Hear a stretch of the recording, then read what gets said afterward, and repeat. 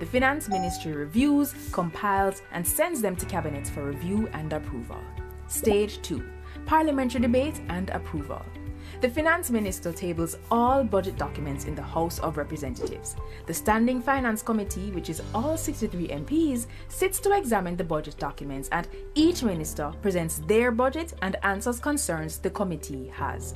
The committee's report is then tabled in the House, followed by the estimated expenditure, which is tabled as legislation called the Appropriations Bill.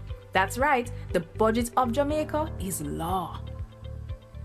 The budget debate formally opens. We have presentations from the Minister of Finance, the Prime Minister, Opposition Leader, and the Shadow Finance Minister.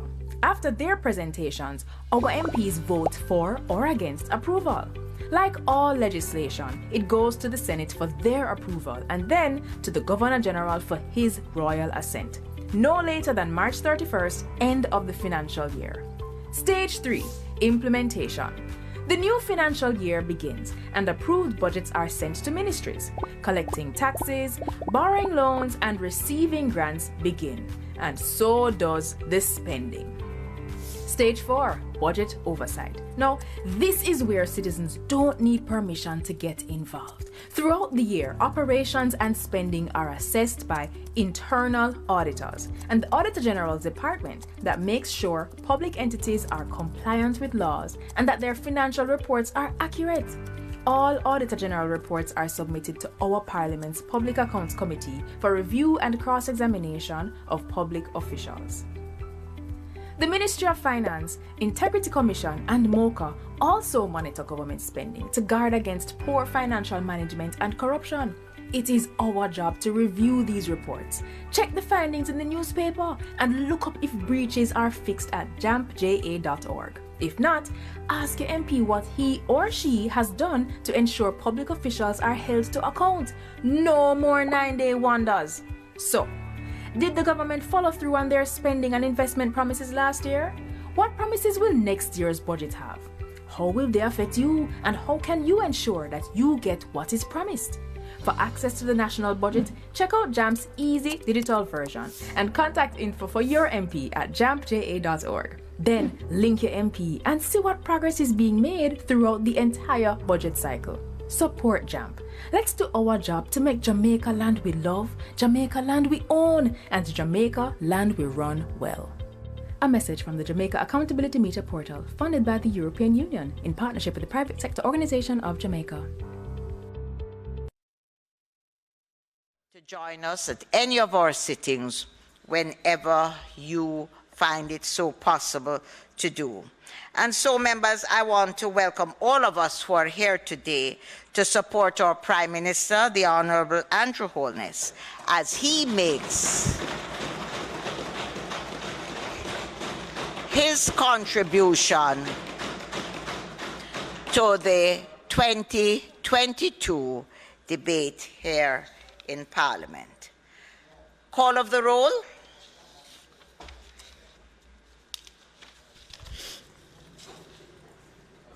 Mrs. Holness, Mr. Bartlett, Mr. Holness, Dr. Clark, Dr. Chang, Mr. Shaw, Mr. Samuda, Ms. Grange, Mrs. Williams, Mrs. Mallow-Fort, Dr. Tufton, Mr. McKenzie, Mr. Chuck, Mr. Vaz, Mr. Warmington, Mr. Charles, Mr. Green, Mr. Morgan, Mr. Hutchinson, Mr. Terry Long, Ms. Smith, Dr. Dunn, Mrs. Cuthbert Flynn, Mr. Main, Mr. Davis, Mr. Witter, Mr. Brown, Dr. Brown-Burke, Dr. Charles, Mr. Chin, Mr. Clark, Mr. Cousins, Ms. Crawford, Ms. Daly, Ms. Davis, Mr. Golding, Mr. Graham, Dr. Guy, Ms. Hamilton, Ms. Hannah, Mr. Henriquez, Mr. Henry, Mr. Hilton, Mr. Jackson, Mr. Lawrence, Ms. Lee, Mr. Miller, Mr. Montague, Ms. Morrison, Mrs. Nita Garvey, Mr. Paulwell, Mr. Phillips, Dr. Phillips, Mr. Robertson, Mr. Robinson, Mr. Siblist, Mr. Slowly, Mrs. Vaz, Dr. Wheatley, Mr. Williams, Mr. Wilson, Mr. Wright, Mr. Montague. Okay.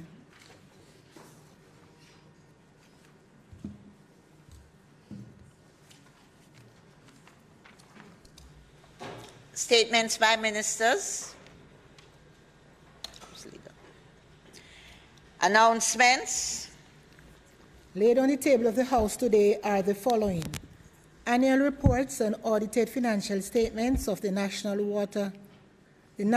Works Agency for the year 2011-2012, 2012-2013, and 2013-2014. Annual reports and audited financial statements of the Professional Engineers Registration Board for the years 2019-2020 and 2020-2021. And the Bank of Jamaica Monetary Policy Statement covering the second half of 2021 with quarterly monetary policy reports for the September 2021 quarter and the December 2021 quarter, respectively. Bills brought from the Senate, petitions, papers, reports from committees, notices of motions given orally, questions and answers to questions, motions that may be made at the commencement of public business requiring notice, motions relating to sittings of the House, motions for leave to introduce bills, presentation of bills without leave of the House first obtained, public business. Madam Speaker, the sole item in public business for today will be the continuation of the debate on the appropriations bill. And the Speaker today, Madam Speaker, will be the Prime Minister of Jamaica, the Most Honorable Andrew Holness. May it please you, Madam Speaker.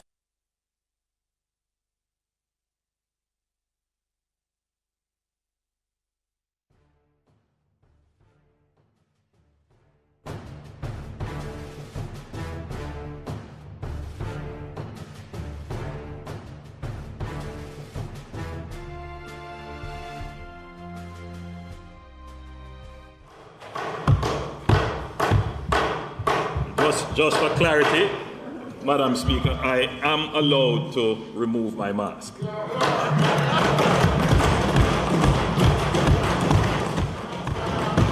I will have more to say on this mask matter later on. Madam Speaker, I believe we can all agree that these 2 years have been extremely trying times for Jamaica, and indeed the world.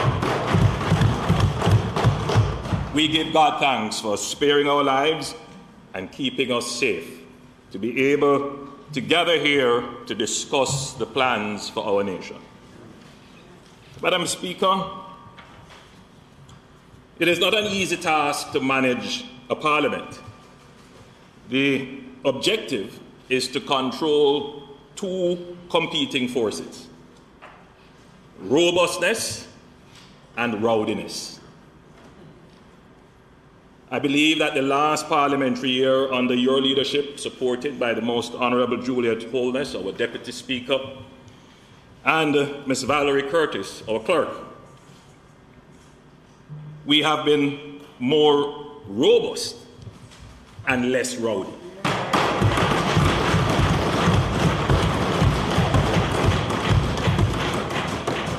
increasing not only the efficiency, but more so the dignity of our work.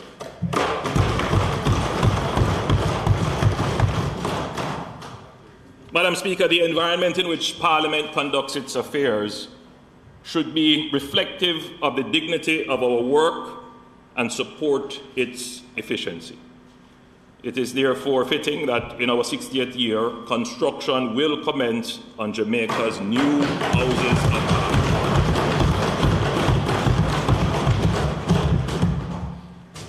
Parliament. Madam Speaker, there are some persons that I would like to acknowledge.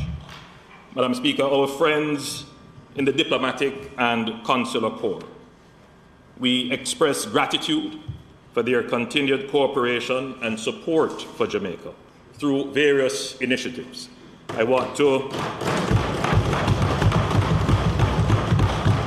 particularly acknowledge the support we have received during the pandemic by way of field hospitals, vaccines, buses, medical units, and other supplies.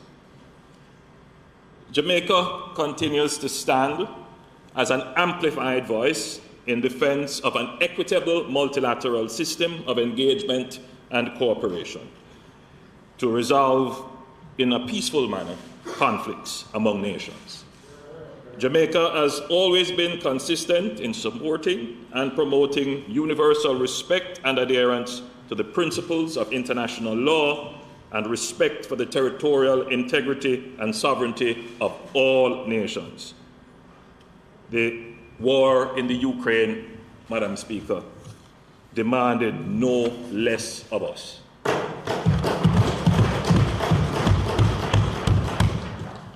Madam Speaker, I want to acknowledge the work of our public servants and public officers generally.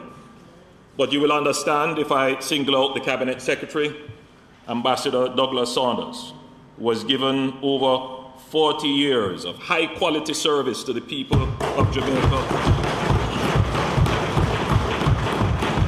First through the Ministry of Foreign Affairs and since 2008 through the Cabinet Office. Ambassador Saunders will retire from the post this year, and I wish to commend him for his significant contribution to public service across ministries and administrations. I want to also acknowledge one of the most effective, knowledgeable, and hard-working permanent secretaries, Mrs. Audrey Sewell,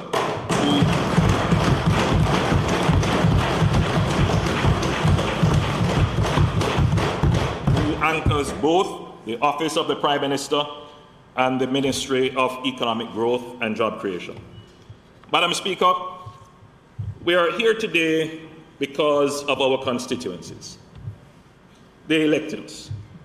I have been representing the people of West Central St. Andrew for 25 years now.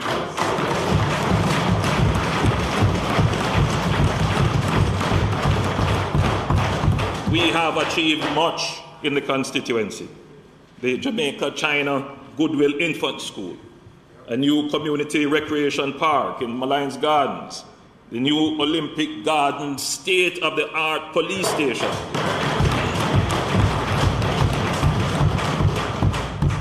and finally, we are building houses for 15 families who were burnt out in the community of Bellrock. This year, we will begin construction on an integrated community development plan for the St. Paul's Lane area of Tower Hill. Through the coordination of the National Housing Trust, the Jamaica Social Investment Fund, the National Water Commission, the Housing Agency of Jamaica, and private sector support, we will be regularizing and upgrading the informal settlement of St. Paul's Lane by installing sewage, surveying and reconfiguring lots to create pathways and roadways, and constructing 20 housing units and improving some existing structures. We will also be building a Golden Age home for the community.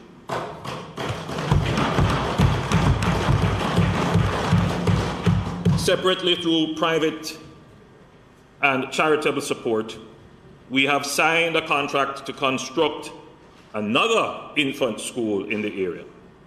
The objective, Madam Speaker, for me is to ensure that my constituency has all the infant schools to serve that population.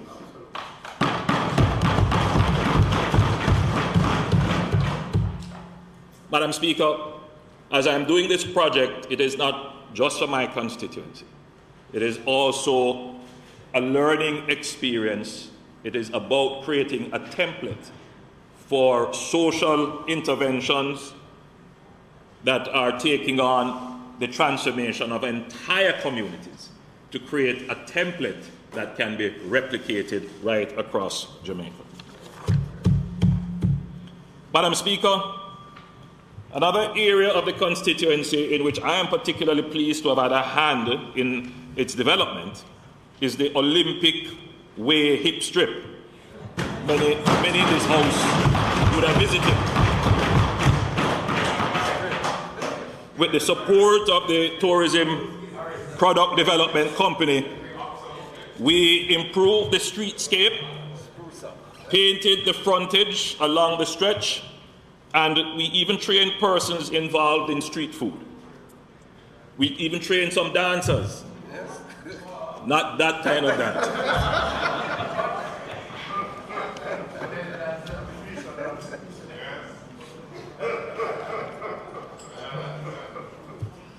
Through the Constituency Development Fund, we are now in the process of installing cameras at strategic locations to improve security in the area. This entertainment district of sorts is one of the key pillars of the economy of the community. Before the pandemic, there was a dance for every day of the week, and there was vibrant nightlife. I'm told there still is.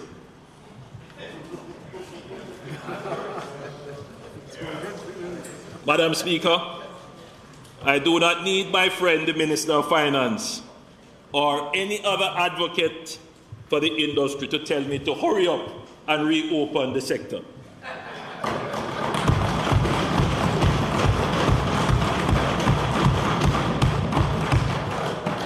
I appreciate that the entertainment industry has been the most impacted by the pandemic, and I have the greatest sympathy for the sector.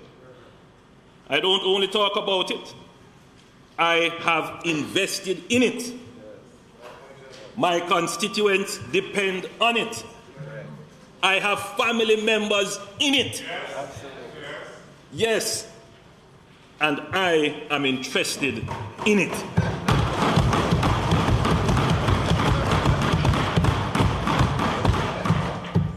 Madam Speaker, the Minister of Culture, Gender, Entertainment and Sports has already announced some economic rehabilitation grant support for the sector that could range as high as $1 million per beneficiary.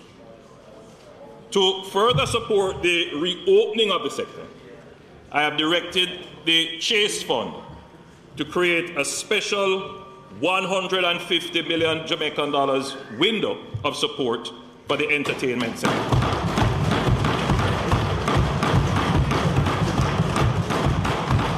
This will be used to help musicians, entertainers, theatre production companies, and promoters of festivals and events. More details, including criteria for access, will be made available shortly. Madam Speaker, the municipal corporations have agreed that when the entertainment sector is reopened, for the first 6 months, permit fees will be cut by 50%.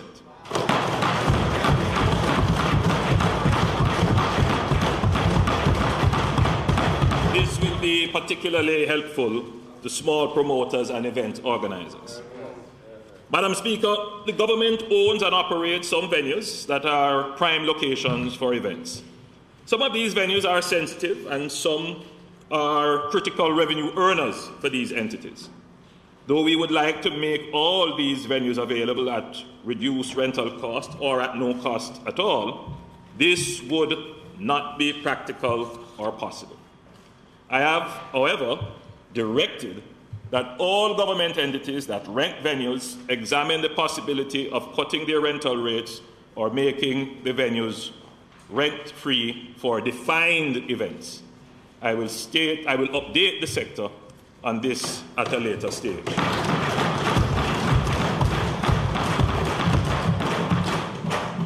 Madam Speaker, entertainment and culture are big business.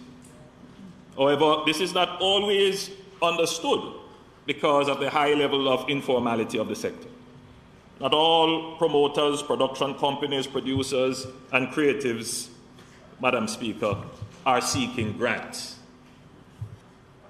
Some have viable products that could be financed on a commercial basis. What they lack is the institutional access to credit.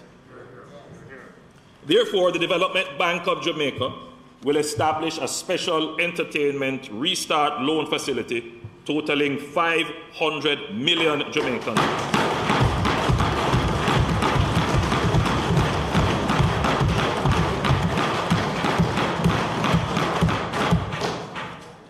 Under this facility, 250 million will be reserved for micro-enterprises, including vendors supporting the entertainment industry. Micro-enterprises will be able to access loans of up to $750,000 from the DBJ-accredited microfinance institutions for working capital, equipment, and refinancing.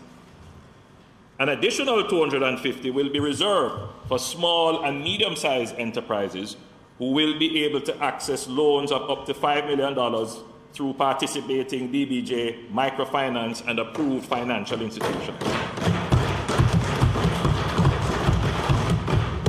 The DBJ will be working out the details with the microfinance and approved financial institutions with a view to launching the facility in April 2022. Madam Speaker, I wish to restate that this 500 million being allocated for this purpose from the DBJ, it is not a grant. It is a loan on commercial basis.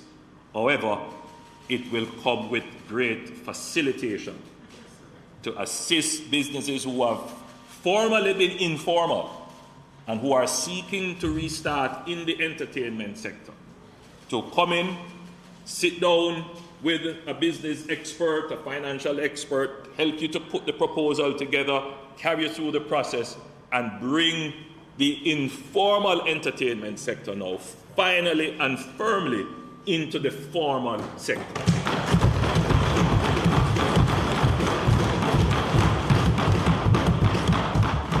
Last year, I asked the Ministry of Tourism to make a direct intervention in the supply of trained local entertainment talent for the sector. Madam Speaker, I was opening a hotel, and when I got there, I noticed that much of the talent for the entertainment was imported. So upon seeing that, I, in full flight in a speech, gave direction to the Minister of Tourism that there needs to be an intervention. Because, Madam Speaker, you can't, in this matter, simply blame the hotel. The hotel is a business. They need a product. They need a high-quality product, a diverse product, in order to satisfy their guests. We really have to blame ourselves, having so much talent, but no skill. We have the talent, but it is not skill. So, Madam Speaker, I asked the Minister of Tourism to make a direct intervention in the supply of trained local entertainment talent for the sector. I am happy to announce that the Tourism Enhancement Fund has allocated $50 million to develop, design, and start construction of the Tourism Entertainment Academy on the Montego Bay Convention Center lands.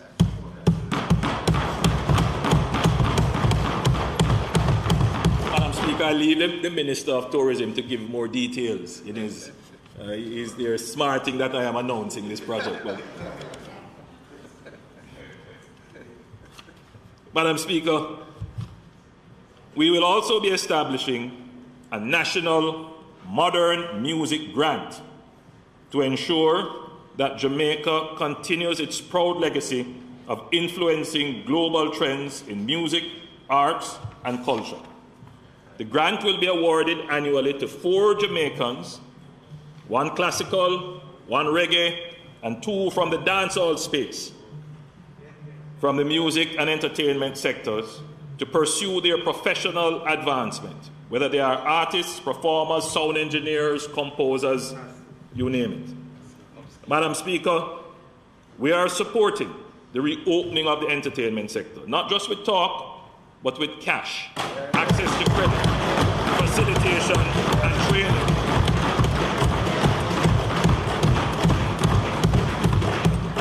It may be a distant memory, but in June 2021 last year, the government acted early in favor of reopening the entertainment sector, just as we were coming out of the second wave, only to see the emergence of a new strain that scuttled that process.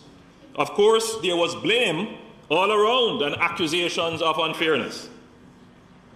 I think the lesson for the entire country is that we must be cautious and even now be prepared for the emergence of a new strain or even an existing strain that may cause a new wave of infections. Madam Speaker, over the past several weeks, I've gotten numerous proposals from persons in the industry.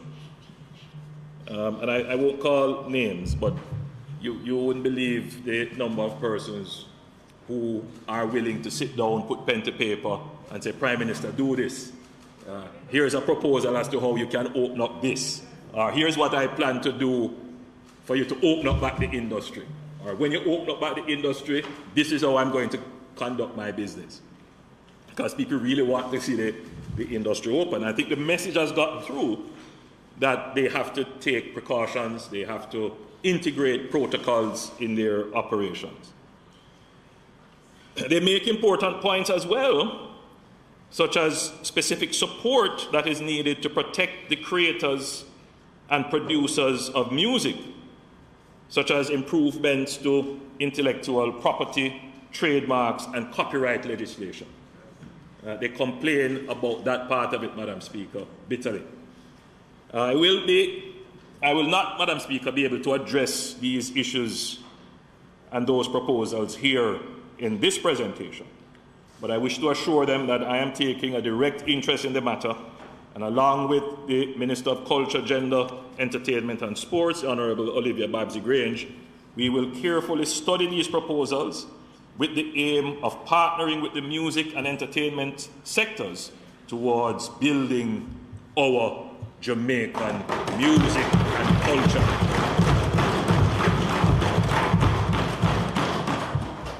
As I close this section, Madam Speaker, we see the emergence of K-pop. We see the emergence of Afrobeats.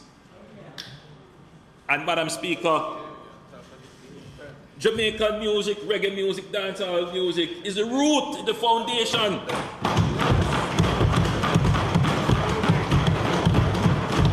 But what do they have over us, Madam Speaker? They take a strategic business approach to developing the product. They see it for what it is. It is culture, it is art, it's creativity, but it is also an intellectual property that can create wealth and profit and value. But we don't see it in that light. It's almost infradig to think of it that way. But we need to get past that and see our culture as a business as well that can generate economic growth. So in our 60th year, Madam Speaker, I intend to spend some time on seeing how the government can develop institutions to support our culture and transform our culture into an economic entity.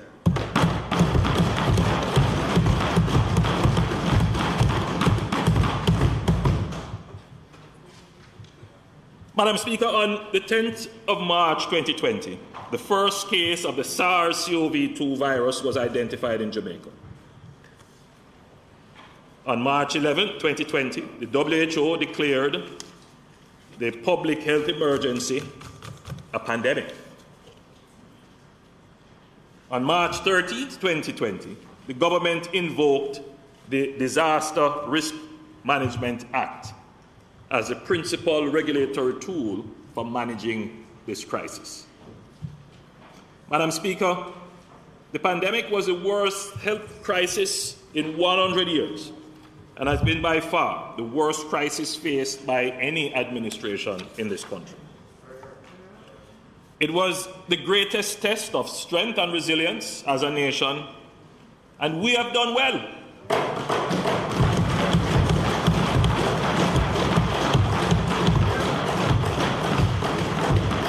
Madam Speaker, we are in the midst of an impressive economic recovery.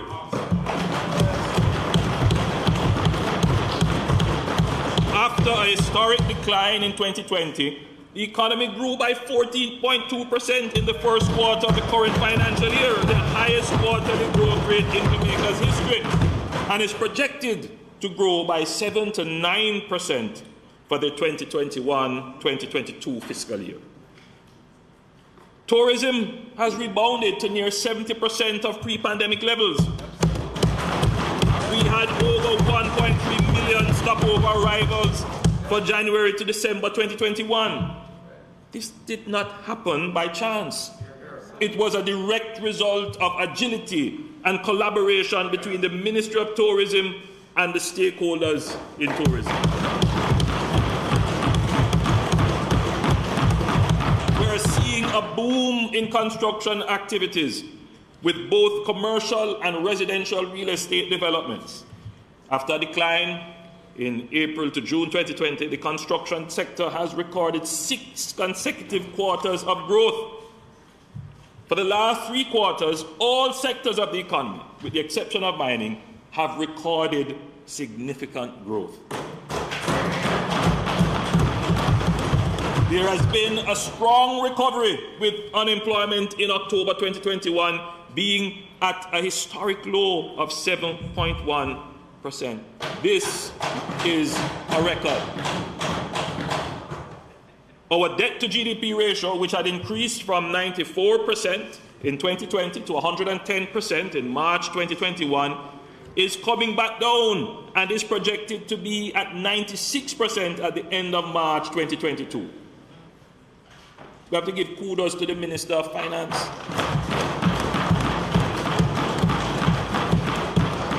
Of 30 Latin American countries and Caribbean countries in the region, Jamaica ranks second in restoring the debt to GDP ratio to almost pre-COVID levels. Most of our peers have debt to GDP ratios that are still 10, 20, 30 multiples, and some even as high as 60 percentage points than their pre-COVID levels. The list goes on, Madam Speaker. On metric after metric, the data is clear. Jamaica is recovering stronger.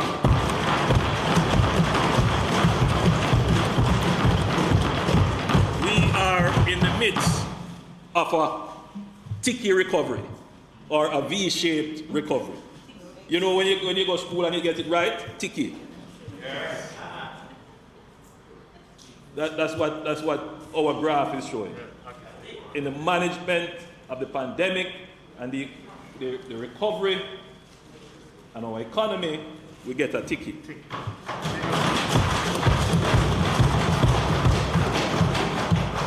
Our net international reserve stood at $3.6 billion as at February 28, 2022.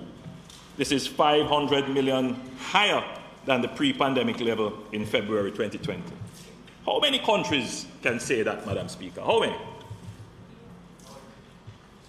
Especially in this region. We have managed to maintain the highest credit ratings that Jamaica has had in decades through the pandemic, while other countries have suffered downgrades. And I see all kind of things circulating. Talk to me about the fundamentals, not the gimmicks.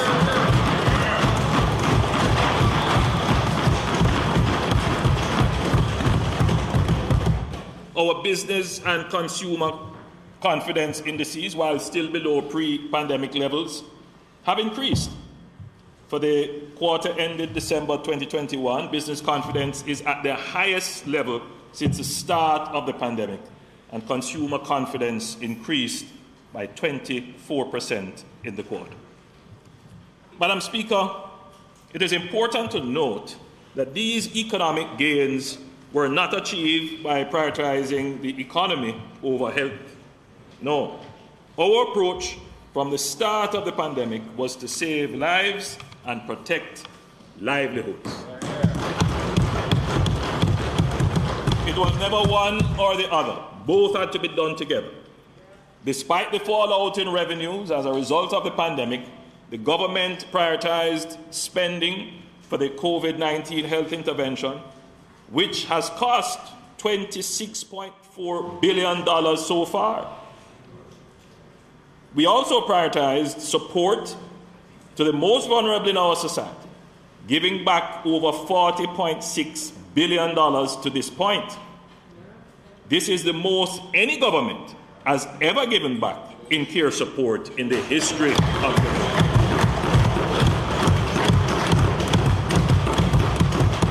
Madam Speaker,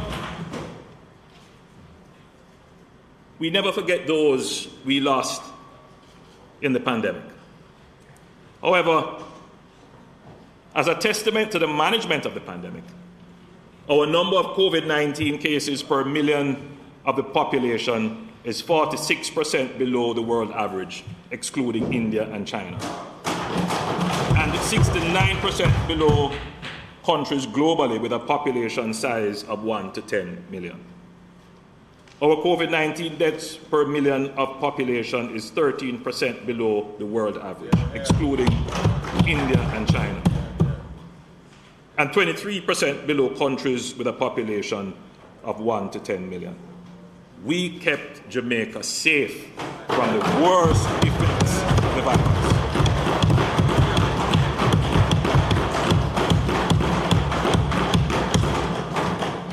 Our citizens now know what to do to protect themselves and their families.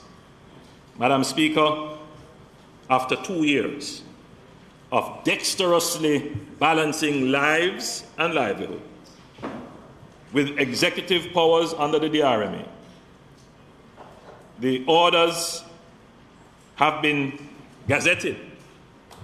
Effective tomorrow, March 18th, 2022, the order and all the measures therein under the Disaster Risk Management Act will be withdrawn.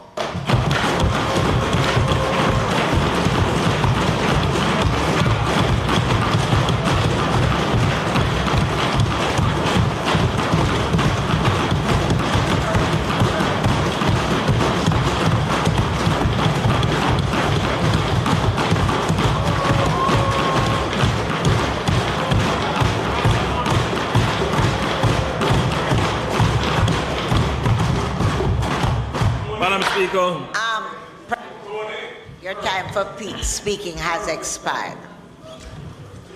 Madam Speaker, I beg to move that the Prime Minister's time be extended sufficiently to allow him to complete his presentation. May it please you, Madam Speaker.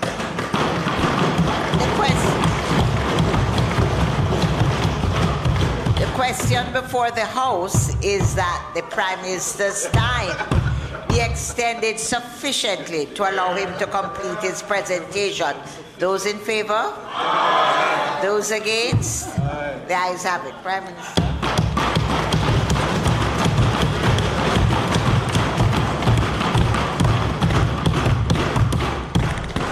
Madam Speaker, while we acknowledge that the pandemic is... Thank you, Madam Speaker, and thank you, colleagues. While we acknowledge that the pandemic is not over, it must be mainstreamed into the general, normal management of public health, safety, and public order.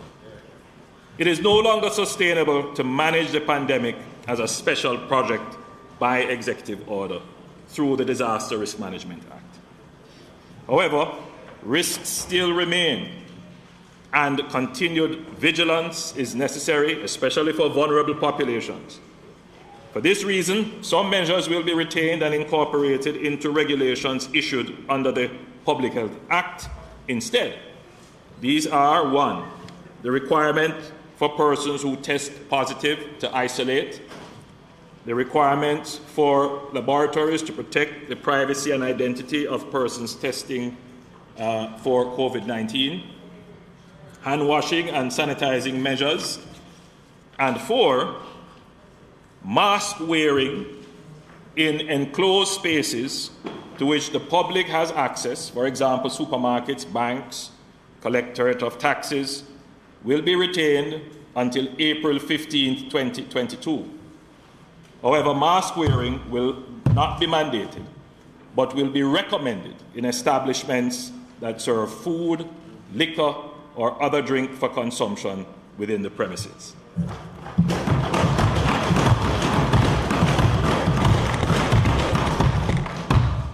Madam Speaker, regarding travel, we note that it is becoming more difficult and expensive for incoming travelers to obtain COVID-19 tests. We have decided to retain the requirement to obtain a pre-test within 3 days prior to travel until April 15, 2022, and then we will assess with a view to its removal. Maintaining physical distance will be highly recommended but no longer mandated. The general infection prevention and control protocols applicable to workplaces will also be highly recommended but not mandated. Curfews will come to an end.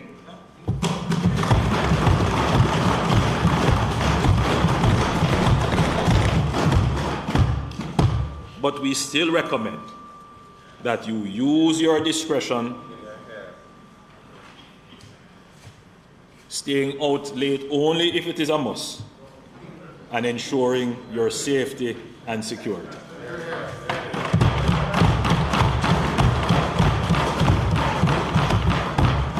The prohibition and entertainment will now be lifted. The prohibition on entertainment, Madam Speaker, will now be lifted as of tomorrow, March 18, 2022.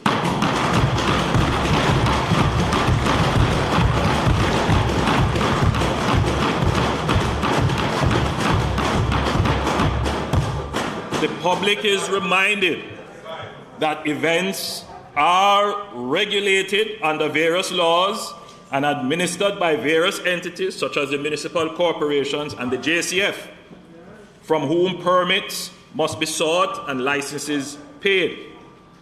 The permits granted will include a condition that the number of persons in any venue must be below 70% of the capacity.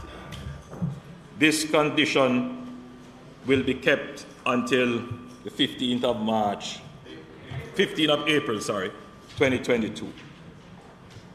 Certain restrictions currently applicable to hospitals, nursing homes, infirmaries, and correctional facilities will become matters for policy at the level of the Ministry of Health and Wellness, the Ministry of Local Government and Rural Development, and the Ministry of National Security as applicable. Madam Speaker, I re-emphasize, we are not declaring an end to the pandemic. There are still outbreaks happening all over the world. We are maintaining the management of the disease under our existing public health laws. Madam Speaker, we are building our Jamaica, sowing seeds for peace, opportunity, and prosperity.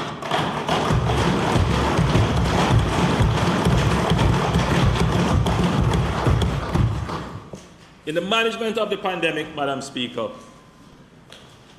for me personally, and declaring an end to the DRMA is a personal relief for me. Because, Madam Speaker, and the Minister, because, Madam Speaker, in our democracy, it is not usual for there to be such an extended use of executive powers. And I was very reluctant in using it, and sought, Madam Speaker, to ensure that I had no excesses in the use of the executive power by bringing them to Parliament on every occasion that it was possible to do so, and have it debated here so that the opposition could have an input in what was being done. Madam Speaker, there is a genuine argument to be made and accepted that, executive powers, if used at an extended scale, could be a threat to democracy. And we, on this side, recognize that, and we have never debated that point. We've used it because it was efficient, it was quick, it gave us agility to respond. And I think when the history is written about this period, it would be said that the government conducted itself well within the bounds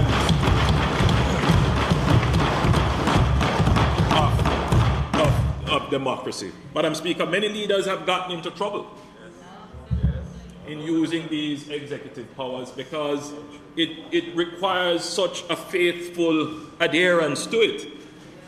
And I have seen recently where some on this side have got themselves into a little hot water. So Madam Speaker, we have a system in the cabinet where we recognize that there is no principle over us. We are it. So we have to set the rules and the standards. So we've made it a point of duty that cabinet must start at 10 every morning. Same thing we have done for Parliament. Parliament must start at 2. And Madam Speaker, we have appointed a sergeant at arms. Her name is Minister Grange. She is the whip. And her job, Madam Speaker, is to collect $500 for every 5 minutes that a cabinet minister is late. What has happened, No, 500 Jamaican dollars. What has happened, and that would be, what has happened, Madam Speaker, is that we haven't been able to collect much because all the ministers are on time.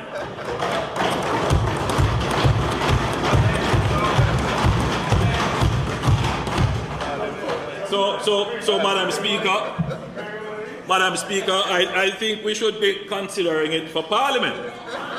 But with what I saw yesterday, where some people were starstruck and forgot their senses, I believe they should be fined.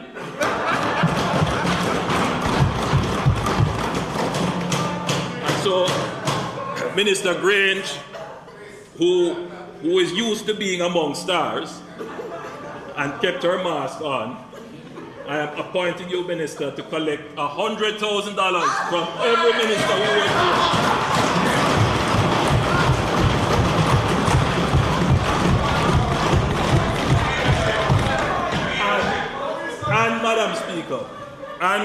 And Madam Speaker, make a donation to a worthy charity. Yes. Or to the defense of anyone who is so charged. remain with a pending charge.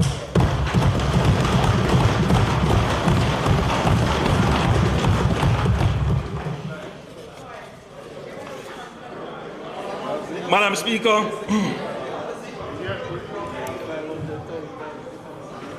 Madam Speaker, in our 60th year of independence, the greatest task before us as leaders is to chart a course for the country that secures a future of peace, opportunity, and prosperity for all Jamaicans. Over the past decade, through successive administrations, we have laid a robust, resilient, and sustainable macroeconomic foundation. This has been achieved through great sacrifice by the Jamaican people, and we must never take it for granted. But this is not an end in itself. It is the means to fulfilling the dreams and aspirations of the Jamaican people. The macroeconomic foundation is fertile ground on which we must now sow seeds for future peace, opportunity, and prosperity.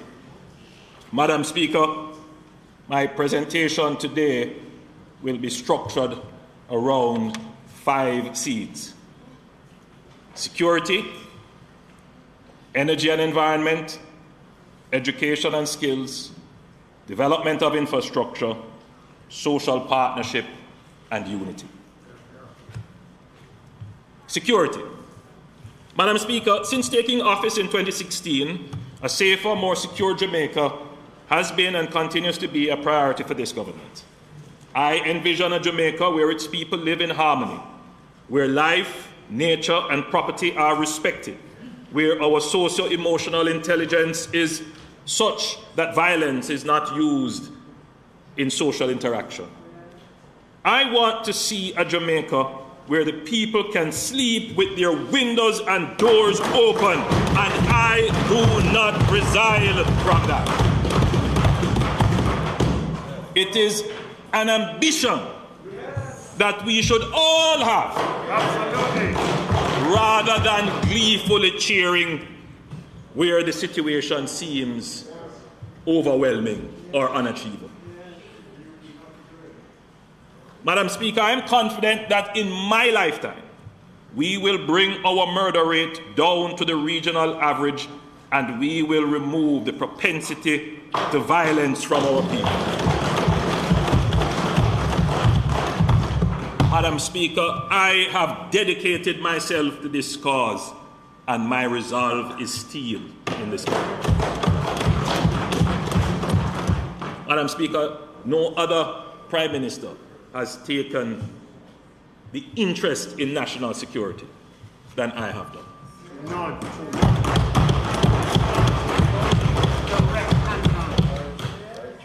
In 2017, we started Plan Secure Jamaica, a comprehensive whole-of-government, multi-year plan to decisively and sustainably address the epidemic of crime and violence.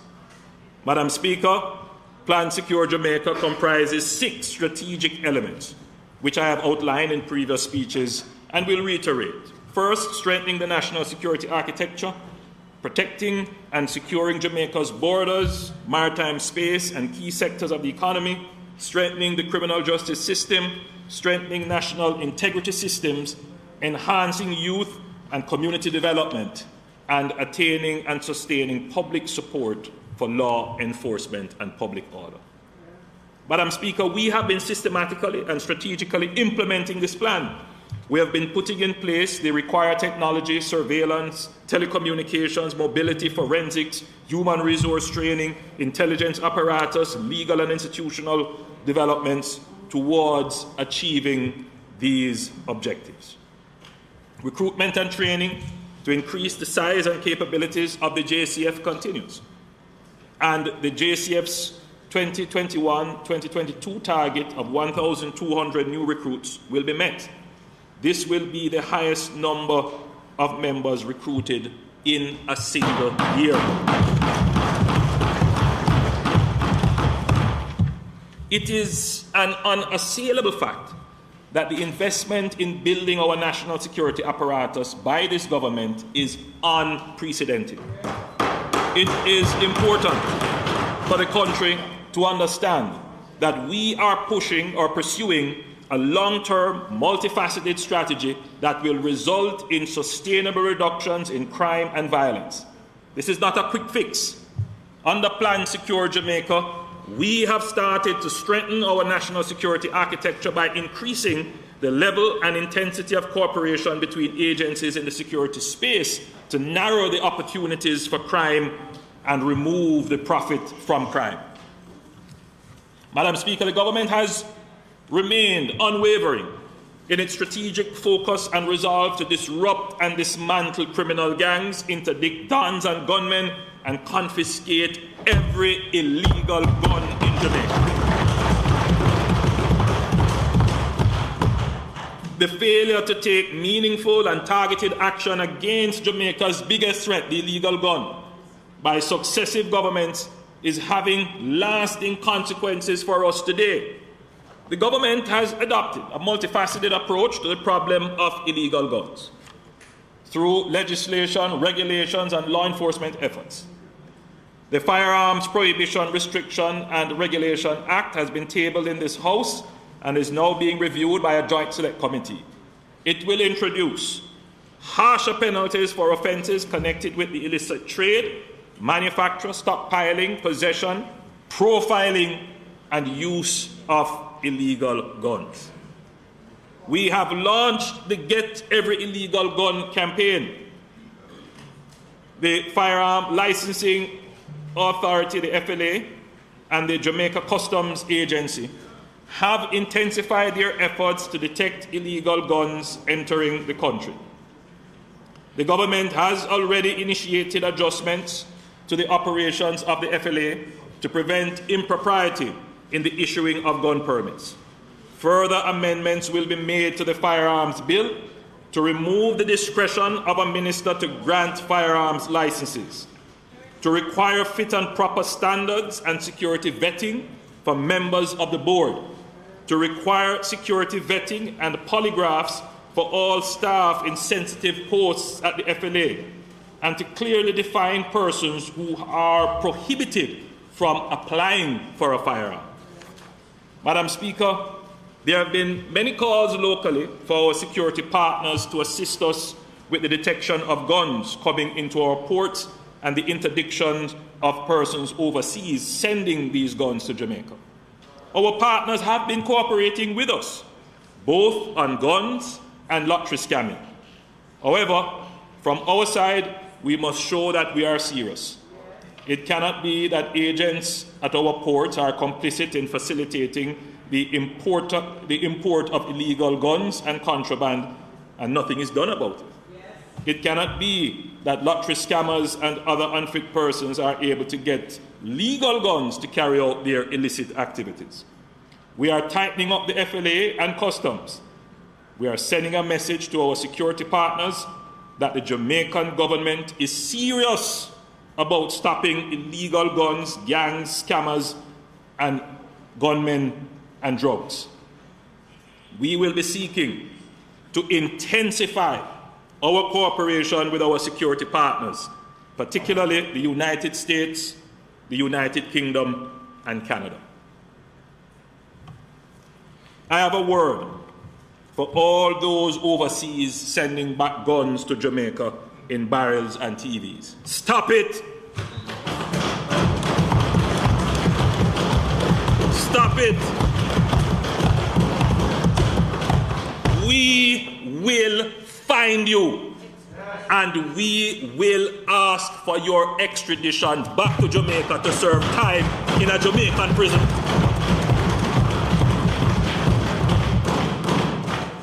That is another key element of the strategy, Madam Speaker.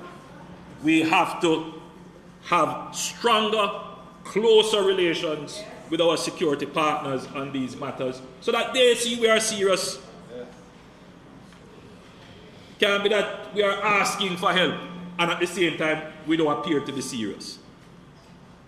Because if we tighten that security partnership, Madam Speaker, we can stem the flow of guns through our legal ports.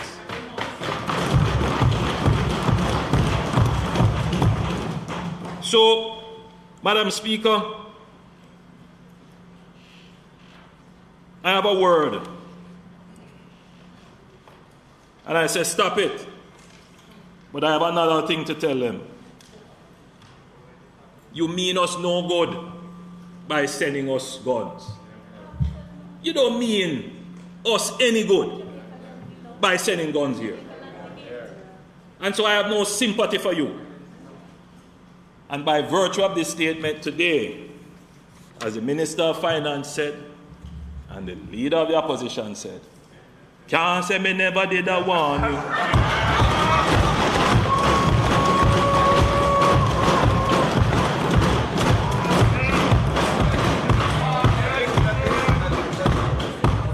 you. Recently, the recently launched JCF, JDF anti-gang task force has been operational, and their efforts so far have been reaping significant success. For the period January 1 to March 14, 2022, Jamaica recorded 967 major crimes, a reduction of 11%. This is the lowest incidence of major crimes since 2010. Murders are down by 5.2%. They are now at 292 compared to 308. At this point, Madam Speaker, shootings are down by 19%. There are now 222 shootings compared to 274. Madam Speaker, I'm sure we have noticed that whenever we talk about a reduction in murder, very shortly thereafter, we see a spike. I used to say to the Minister of National Security, don't say anything about it. And then an interesting revelation from a trial. Very interesting revelation. But we knew this because, Madam Speaker, our intelligence was telling us that, the average Jamaican looks at crime as a simple street-level activity. That's not what is happening here. We have organized intelligence driving crime. These are not poor boys of circumstances. These are criminals managing large enterprises who use their power and influence to affect the state, because that's effectively what that criminal was doing. No, the government look too good, man. You have to turn it up. Yeah, so that is the kind of criminals we are dealing with. So this sympathy for crime in the country and sympathy for criminals, we must get that out of our minds. There must be no sympathy for any criminal in this country. None.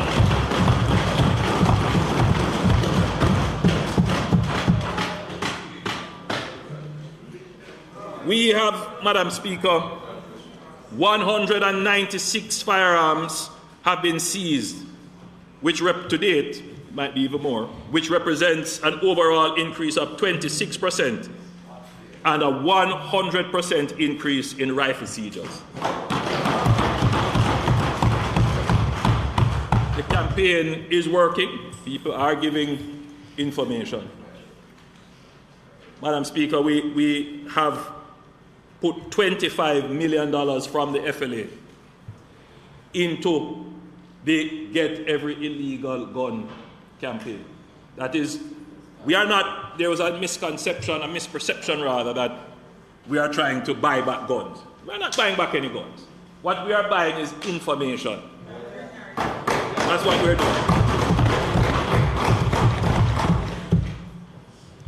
Madam Speaker, for the last 50 years, illegal guns have posed a challenge for Jamaica. 70 to 80% of all murders involve the use of an illegal gun. We must change the risk-benefit structure around illegal guns. Presently, the risk of owning an illegal gun is relatively low compared to the benefit that a gunman gets. With the new policies, laws, and capabilities coming into effect, the risk of being involved in any way with an illegal gun or a gunman will far outweigh the benefit claimed from having an illegal gun. We are changing the narrative where in some communities, illegal guns are a part of life, a part of our culture, and many, especially our young men, don't see them as illegal or even as a danger.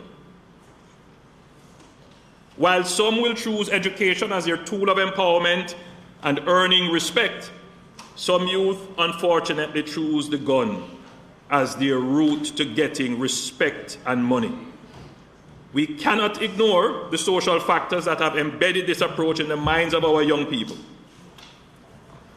But unfortunately, over the years, we as a society have excused the possession of an illegal gun as a means of correcting historical social inequities.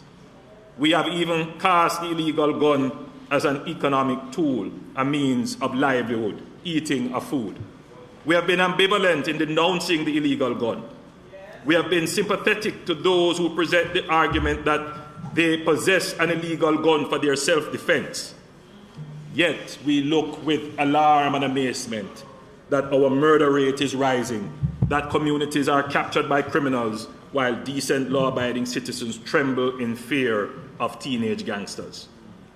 We have set back for decades the acceptance, Madam Speaker, of the gun culture. And we have sat back and we have seen the gun culture taking over our youths and our communities. We cannot sit by any longer and see the gun take over our society.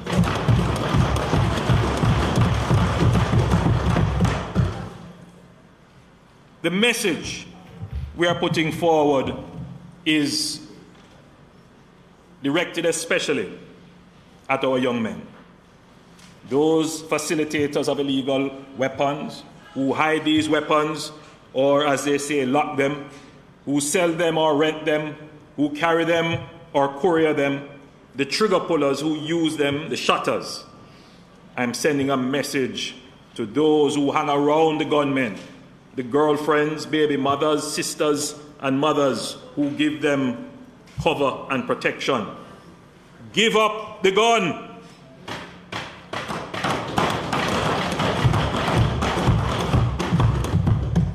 We would have seen the increase and sustained focus of the security forces so far. If you have an illegal gun, we will find it. And the consequences, if you are connected with it, will be grim and certain. Finally, to mothers and family members of those young men who have illegal guns, talk to your sons and deliver the warning to them. Discourage them. Help them to give up the gun. Tell us where it is and let us find it and get it out of your life. Again, can't say me never did I warn you.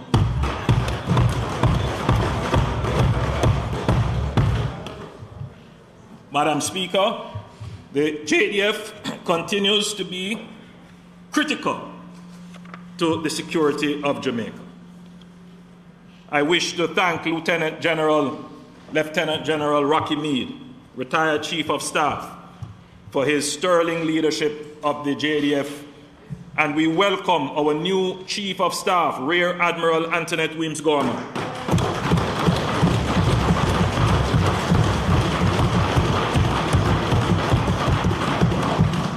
As part of Plan Secure Jamaica, we have been expanding the capabilities of the JDF in air, sea, land, and cyber domains. The JDF is also playing a key role in social intervention and community building through training and youth engagement.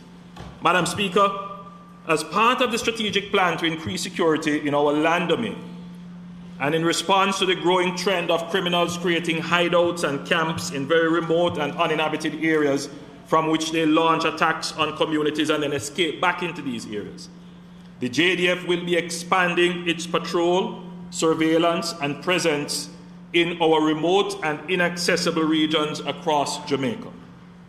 Where feasible, permanent presence will be established And this will assist not only in detecting criminals and illegal activities, but it will help with conservation of our natural resources in these areas.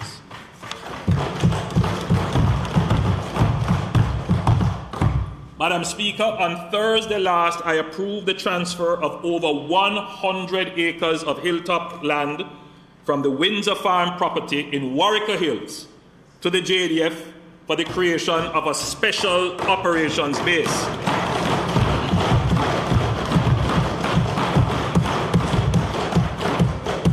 This is a strategic location from which the JDF can take control of the mountain range and conduct a range of operations in support of the JCF and other national security goals.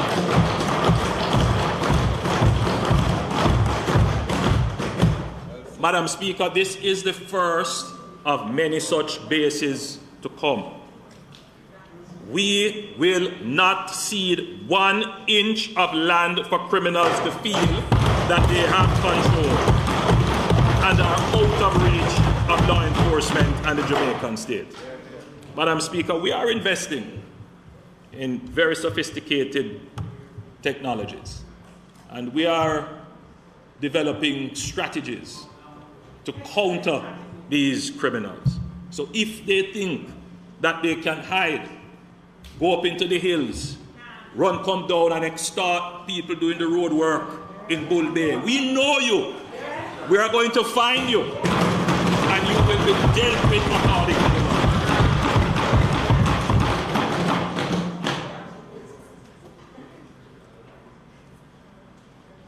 Madam Speaker, too often our intelligence points to crimes being directed from prisons, including the ordering of murders. The phones and contraband do not walk into the prisons by themselves. As it stands now, our prisons are a national security risk. Last year, I tasked the Minister of National Security and the JDF to finalize designs for a high security prison and identify the lands where such prisons can be built. The plans are close to completion, and the land has been located and secured. That is the case, Minister. We consider this a matter of great urgency to be expedited, Minister of Finance, through the public investment process. If we can do it this year, we will find the money somewhere to do it. If we can go through the public investment process quickly. But that is a national security risk. I know the member from South St. Catherine has been talking about that for a long time. But now is the time, Madam Speaker. However, Madam Speaker, regardless of how thick we make the walls, the number of cameras we install, and how far we locate the prison, if there is collusion between guards and prisoners, phones and other contraband will get in, and messages and instructions will get out. It is precisely why the government amended the Corrections Act in December 2021, adding criminal sanctions to those who facilitate and benefit from the trading in contraband. To note, Madam Speaker, the first charges have been laid, and a matter related to contraband is now before the courts. The JCF and the Department of Correctional Services will continue to tighten the screws on those who seek to continue their criminal enterprise behind bars. Despite this important step, there has to be a total rethink of the correctional services to guarantee the integrity of the service. The National Security Council will be considering further reforms in this regard to ensure that criminal masterminds and gang leaders cannot continue to conduct their criminal enterprise and direct murder from prison.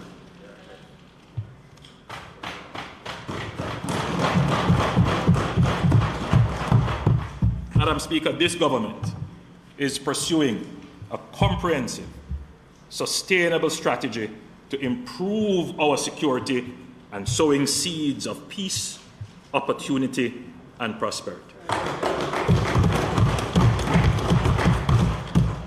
Madam Speaker, just for note,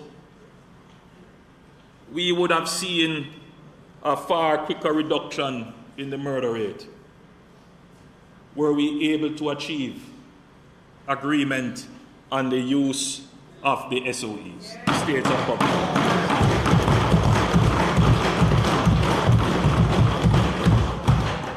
Madam Speaker, I think about all the lives we could have saved.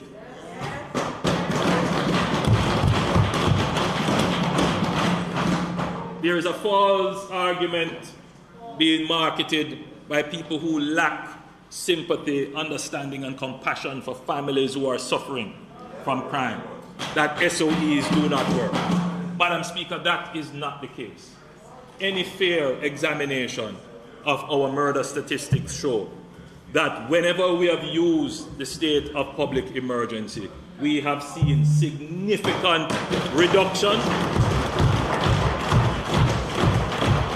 And Madam Speaker, once they are in place, they continue to suppress. We have all agreed, and we don't debate the point, that SOEs are not an excuse for regular policing. But in a situation like ours, where our crime is well above what is the worldwide rate of about 6 per 100,000 and the regional rate of about 15 per 100,000, we are somewhere close to 50 per 100,000. If that is not the definition of an emergency, Madam Speaker, then I don't know what is.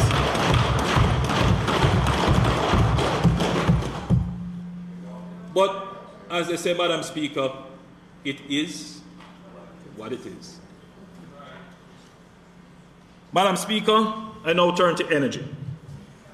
Just as the world seems to be getting over the worst of the pandemic, the war in the Ukraine has further disrupted already fragile global supply chains and worsened high inflation levels through spikes in global commodity prices, particularly the price of oil and gas, casting a shadow over global economic confidence, just at the moment optimism about the post-pandemic recovery was beginning to take hold.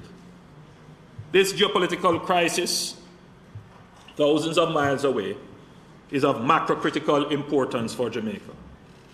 The cost of energy is now a fiscal risk and likely to become our most significant growth impediment. The cost of imported crude and refined oil products in 2021 was over $1 billion, an increase of 77% relative to 2020. The increase in the volume of imports between 2020 and 2021 was approximately 13%. The current levels of global prices are 40 to 50 times higher than the average levels prevailing in 2021. So, Madam Speaker, we increased our volumes by 13%, but the cost increased by 77%. And that just showed you what was happening to the price of oil. Madam Speaker, this illustrates the extent of oil price volatility and our vulnerability to its vagaries.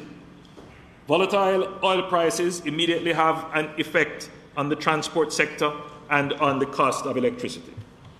This then ripples through all segments of the economy, affecting inflation and impacting our balance of payments and therefore the exchange rate. We have been monitoring the world prices and we have been seeing some recent corrections in the spike. Price went up a bit today. We expect that this general downward settling will continue as the markets adjust. However, prices are likely to remain high, and in the long term, the fundamental volatility will continue. The fiscal response to uncertainty and volatility is to build buffers to absorb shocks. This means being disciplined with revenues and targeting expenditure to the people who are hardest hit and least able to withstand adverse price changes. There are calls from certain quarters to give up revenues while at the same time calling for increased expenditure. The two things are not sustainable without increasing borrowing. While the opposition can make these calls without any political accountability, it is the government that must balance the books of the country so that all Jamaican households can balance their books in return. Madam Speaker, Jamaica has been through its period of populist economics and reckless fiscal management. It has landed us in high debt and made us unable to respond to crises without incurring further debt. It was not too long ago that the Jamaican people would tune in to these budget debates with great fear and trepidation that there would be an increase in tax rates or the introduction of new taxes. No, Madam Speaker, the only controversial thing coming out of the Finance Minister's budget presentation is whether or not it was Keisha or Kelisha.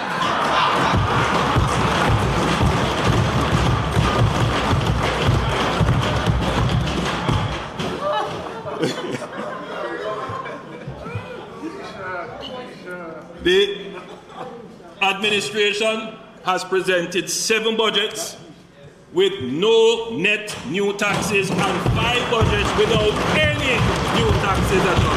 5 budgets. Can you imagine that? I've never seen that in my lifetime. In addition, we have removed taxes such as the minimum business tax and income tax for persons earning less than 1.5 million. We reduce taxes such as GCT and transfer tax.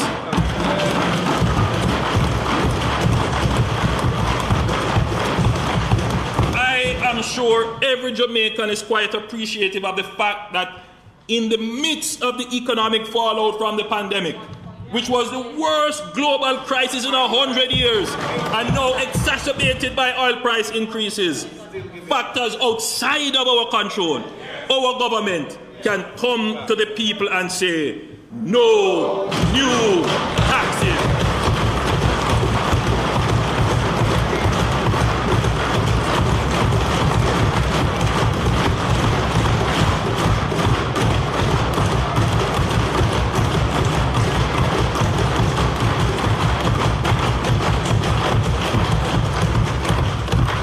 Opposition has no credibility in asking for the removal of any tax.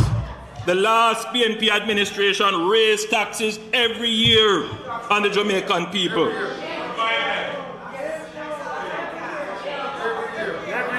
Over 58 billion in new taxes were put on the people during a period of relative global stability and growth.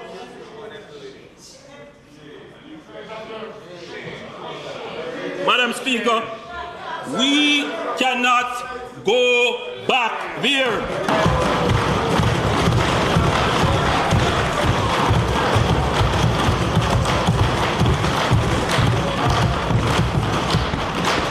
While I understand that you are struggling to find points to counteract,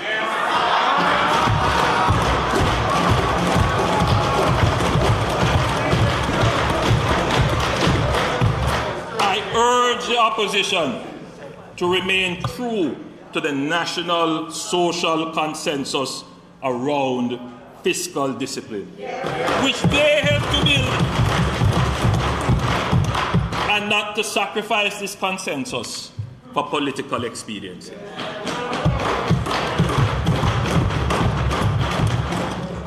Madam Speaker, the evidence shows that when it is practical to do so, and at the first opportunity, the posture and intent of this administration is always to reduce tax burden on the people. As we recover and our fiscal situation improves, I am sure that there will be more opportunities for givebacks and tax removal.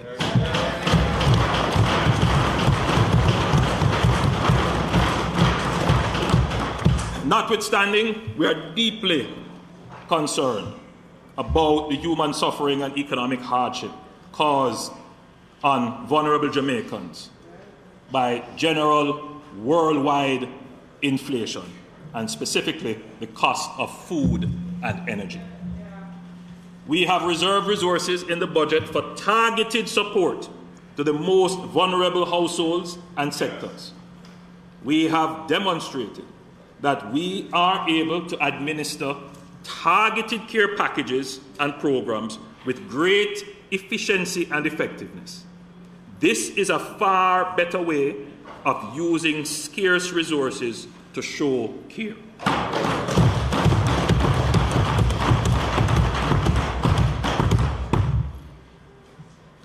Madam Speaker, short-term cushioning is an important response to the oil price shock.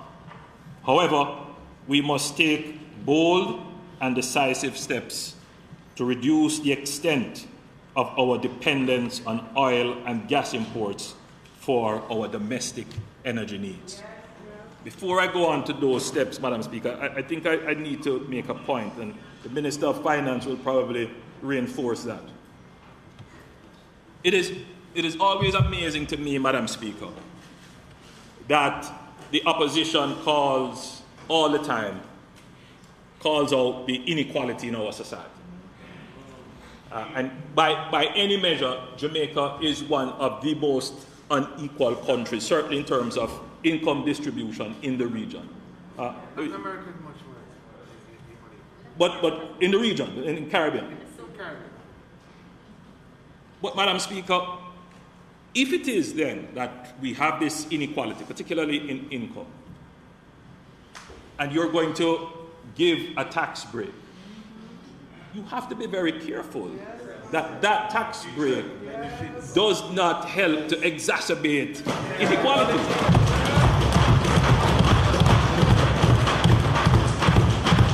We will always hear calls, take the tax off the tablet, take the tax off the gas. I mean, look, if you did that, the social welfare benefit, right, the welfare effect of that, you couldn't guarantee that it would have the highest impact on the persons who need it the most. Right? In fact, what would happen, it would probably accrue mostly to those who can afford it. So we're very careful about that. And we hear the calls all the time. But, Madam Speaker, it is our job to understand the economics. Other people can talk, but we have to understand. Our policy.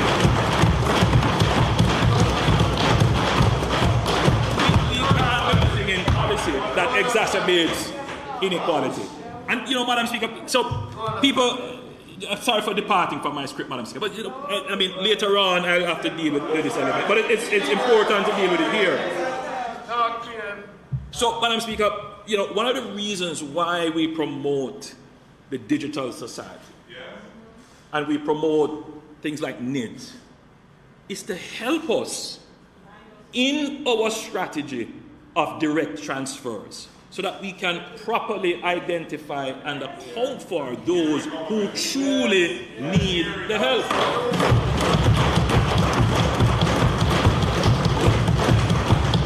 So, Madam Speaker, we have to maintain things on the revenue side. And once you have the revenue secure and protected, then you can make a decision as to how you will spend it.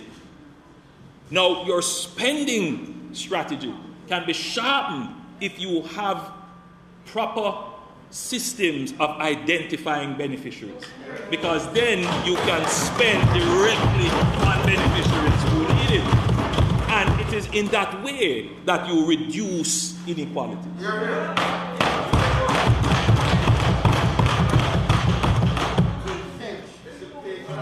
So, Madam Speaker, as I said, short-term cushioning is an important response, and the Minister of Finance, in his presentation and to come, explained how we have set aside resources in the budget for this kind of targeted response. We're using partnerships with faith-based institutions. We're going through the MPs, and we're going to go through various consumer groups and organizations to assist and the Minister at a later stage will give us more details as to that targeted approach. But in the long term, Madam Speaker, as we know, in the long term, cushioning is self-defeating. In the long term. Because what you end up doing, Madam Speaker, is depleting your revenues such that you cannot help when you really need to. That's what it does. So you have to balance it very carefully when you decide to do cushioning. Right? You have to be very strategic and very careful with it, because you don't want to deplete your revenue, have people having expectations, and then the only way out of that politically is to go and borrow. And then when you borrow, the pool that you can use to support is smaller, because now you have to pay interest. And it narrows over time your policy space. Does that sound familiar, Madam Speaker? That was what was happening to Jamaica for the last 30 years. Man come with sweet mouth and promise you, oh, we're going here, oh, promise you this and promise you, don't know where the money coming from.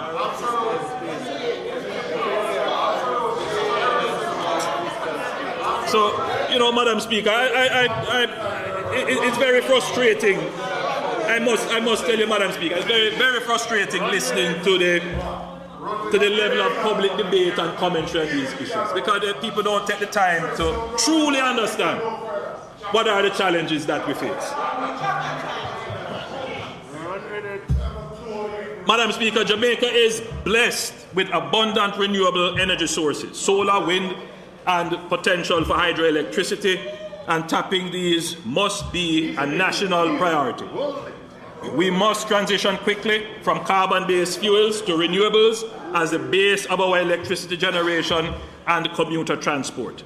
This is the only way to shield ourselves from the instability of the global energy markets. At current price levels, a reduction of just 10% in imported oil could save us close to $150 million annually. Madam Speaker, this is the policy direction that this government has been pursuing for several years. The crisis in the Ukraine has only reinforced this policy direction and has made it even more urgent. In my budget presentation in March 2020, I had outlined an innovative and transformational project that would simultaneously address two critical challenges, energy and water. I had indicated that the government was exploring the implementation of a pump, storage, hydroelectric, and water systems project. I am pleased to report that we have received an unsolicited proposal from a consortium of reputable local and international companies to implement the project. In a nutshell, the project involves deep-sea desalination and pumping the fresh water into reservoirs at high elevations using solar. The fresh water will be gravity-fed downhill through hydro-power turbines generating electricity. The water will then be channeled to reservoirs downstream to be used for household purposes and irrigation. Madam Speaker, this is a transformational project and has the potential to solve the water scarcity problem of the Kingston metropolitan area, providing a third source of stored water supply to complement the Mona Reservoir and Hermitage Dam.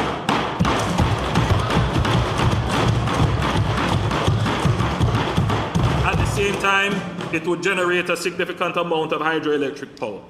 The project will have a significant cross-cutting impact, as it will also provide climate change mitigation and adaptation benefits.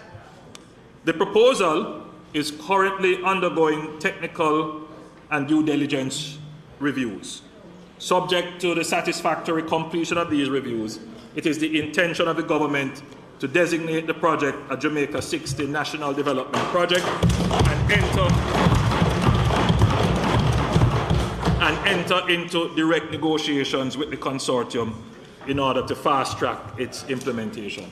Let me say, Madam Speaker, that these projects have been implemented worldwide for quite some time. We have projects, there are projects like this in Australia, in Japan, in the UK. Recently, Chile did a project like this. A project like this is being done in Peru.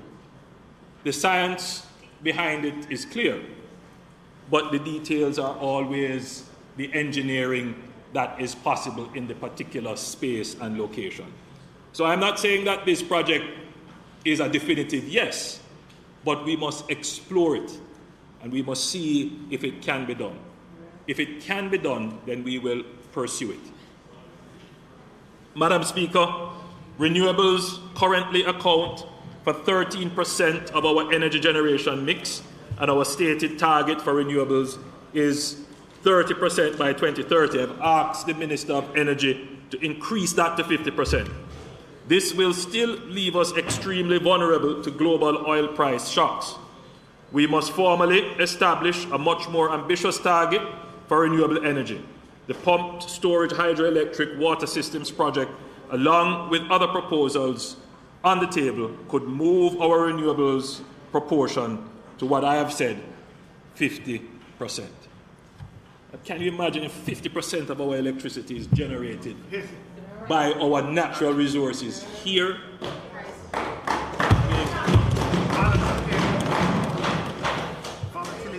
The world is reaching a tipping point for the adoption of electric vehicles. A number of global automobile manufacturers have decided to discontinue the manufacture of internal combustion engines by 2030 to meet regulatory requirements for climate change goals. Jamaica must not be left behind. We cannot become the dumping ground for the world's fossil fuel vehicles that will no longer be allowed in other jurisdictions. In addition, because vehicles have such long lifetimes, there will be a relatively long lead time between implementing policy changes and seeing the impact on our oil imports and our environment. We must therefore act quickly. With the assistance of the Inter-American Development Bank, the government has developed a strategic framework to guide the introduction of electric vehicles in Jamaica. According to the IDB, a conversion to e-mobility of 12 to 16% of our private and public fleet would result in savings to Jamaica of approximately 2% of GDP. That's significant. So, Madam Speaker, we will be carrying our electric vehicle policy very shortly. Minister Vaz has charge of it. We have already taken some decisions, such that when the policy is implemented, all new vehicles for the public fleet, which are not required to go in off-road terrains, will be electric vehicles. Once the policy is implemented, the minister has already given some incentives towards people who want to purchase electric vehicles. So we are starting on that path. But Madam Speaker, let me tell you, I am committed. You know, it's not often that you exist at a time in life when you are seeing such rapid transition in technology. Who would have thought 10 years ago that the internal combustion engine for vehicles would become obsolete? Madam Speaker, we must never let it be the case, as I've said, that the rest of the world dumps their cars on Jamaica and we are still saddled with them while the rest of the world is advancing. Right? We must take the decisions that we are going to be on the cutting edge as well.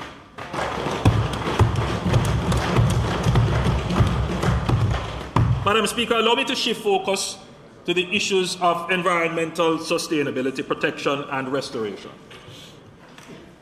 I have said previously, and will reiterate,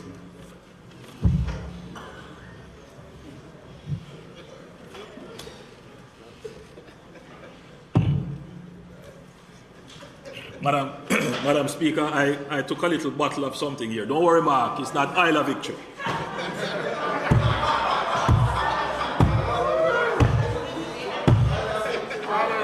No, Madam Speaker, it's our good old honey and lime from Benjamin's, one of our local manufacturers.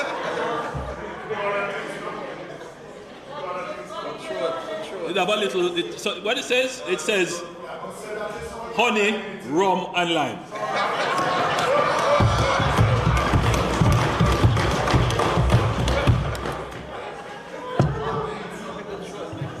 It's medicinal.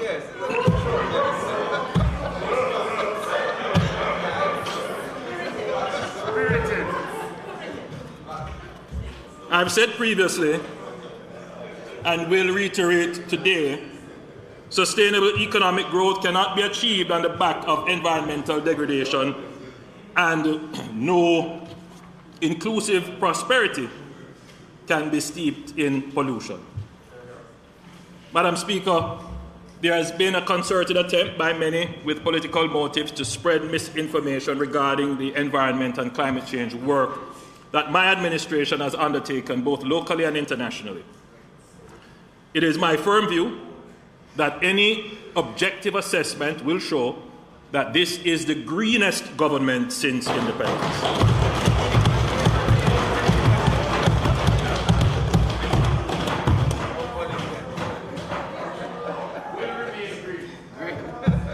Madam Speaker, I am sure that I am known as the builder.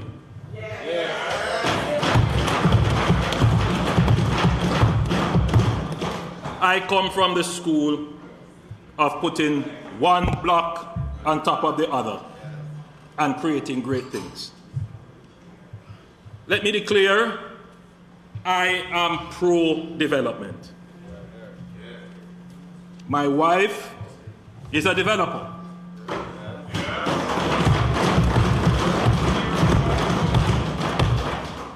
And I have interest by way of land development agreement in development.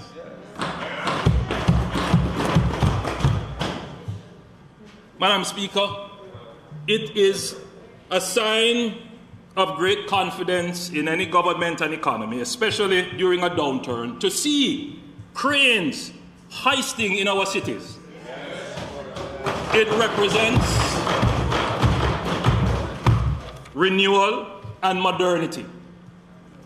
We must be careful not to stifle this very transformational force for our economic development. However, Madam Speaker, I am a man of order, and I believe in orderly development.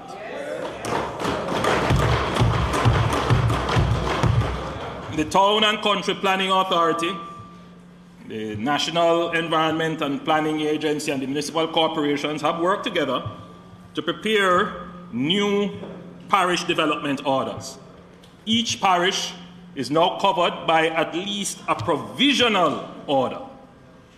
Nevertheless, I believe we can all admit that there is a concerning level of disorder in development in Jamaica.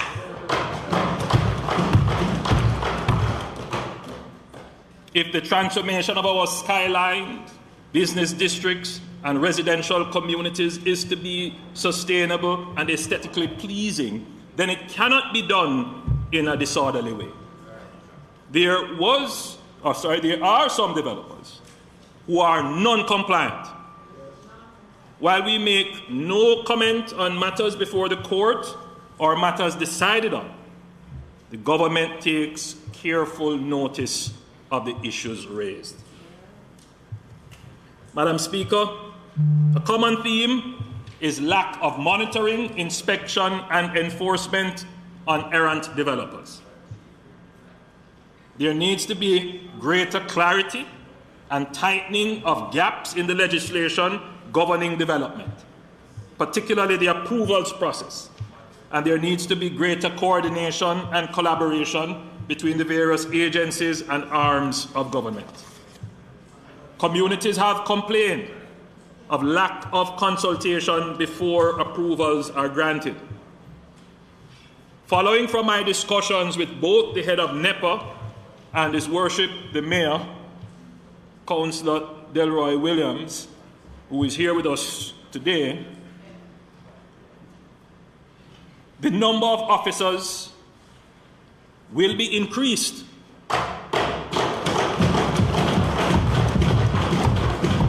For monitoring and supervision of developments. And various technological solutions will be employed to improve monitoring, inspection, and enforcement. Aside from the improving of coordination among the various development and regulatory agencies, the Town and Country Act needs some upgrading. The Town and Country Act was put in place in 1957. Yes. So I've asked both the head of NEPA and the other stakeholders that the process of reviewing the Act should begin, and we need to do it quickly and move through with recommendations for its amendment quickly.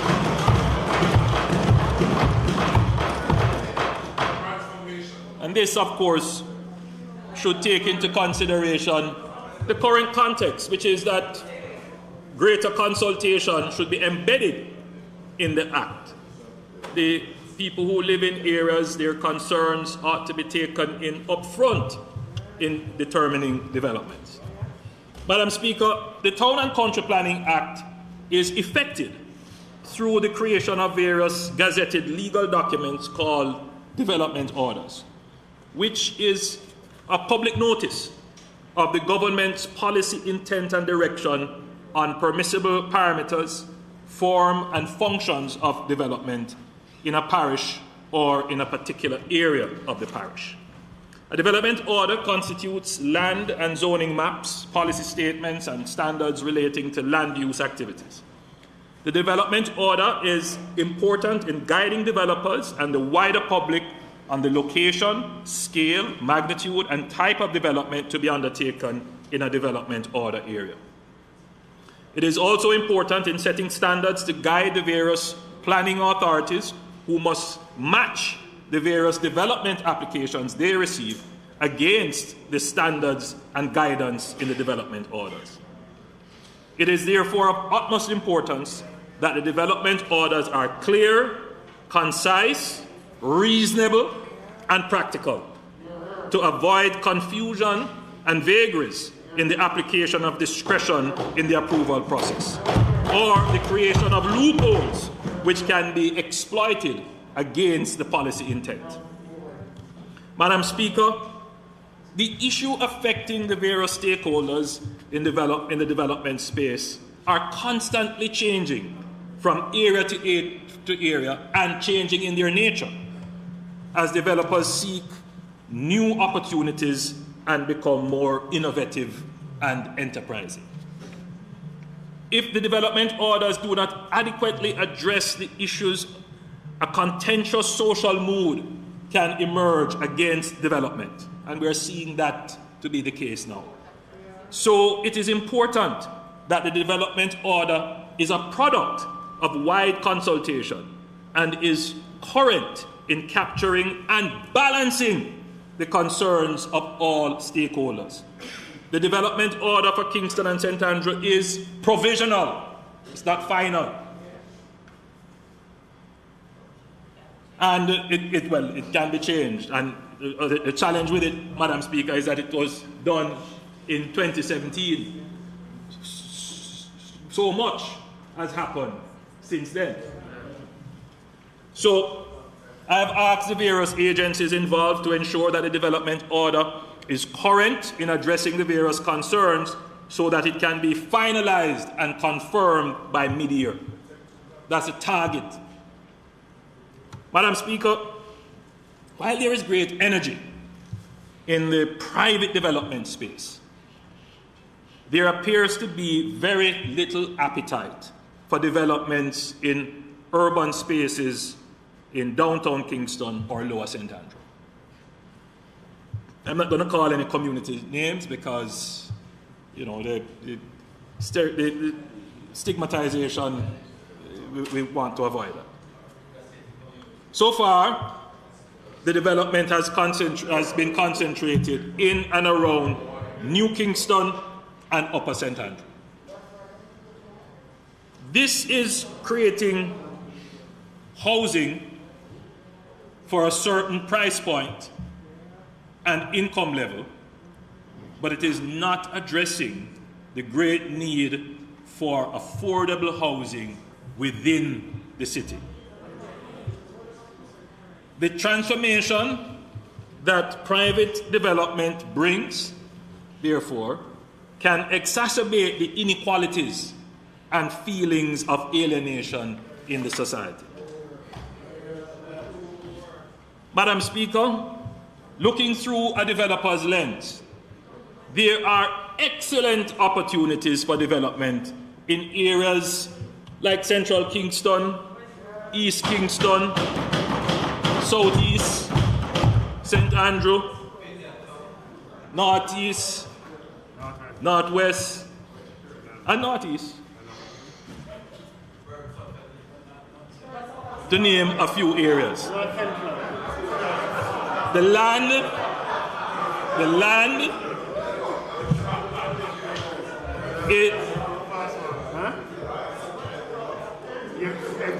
land in these areas are relatively affordable.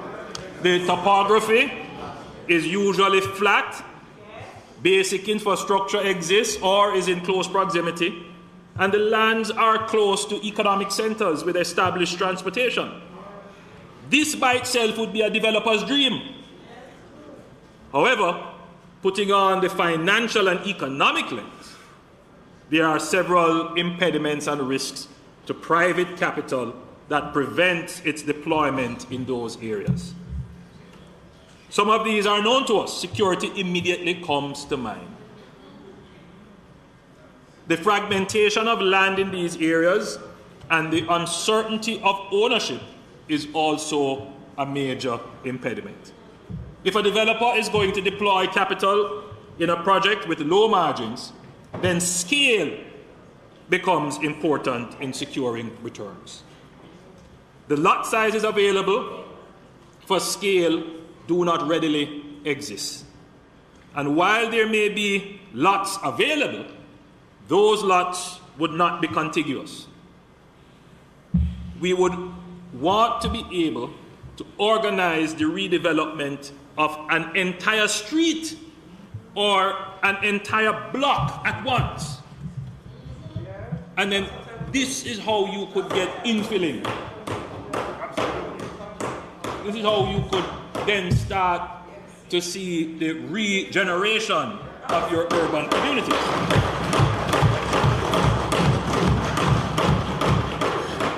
The challenge would be to locate the owners and coordinate their interests to sell at the same time. This is often an impossibility and can be long and unwieldy. Madam Speaker, under the Urban Renewal Tax Relief Act, the government has a very useful tax incentive program which is administered by the Urban Development Corporation, where certain areas of Kingston and St. Andrew are zoned for tax relief and other incentives if private entities pursue developments within those areas. They would be able to benefit from this incentive programs. They get all kinds of relief. Very few, if any, have applied for the relief. Very few. In a recent article in the Sunday Observer on June 27, 2021, a developer explained some of the reasons why developers were hesitant to take up the incentives. Chief among his concern was the bureaucracy surrounding the program and the complications and potential delays which could affect profitability of a low-margin development. Madam Speaker, there is clearly a need for a more coordinated and strategic approach to stimulating and attracting private capital in areas in need of urban development. It can't be, Madam Speaker, that all the investment is going uptown. And as it goes uptown, we end up in social conflict. So, Madam Speaker, in addition, so we have to do something proactive and instrumental to help guide what is really a market failure. That's what we have to do.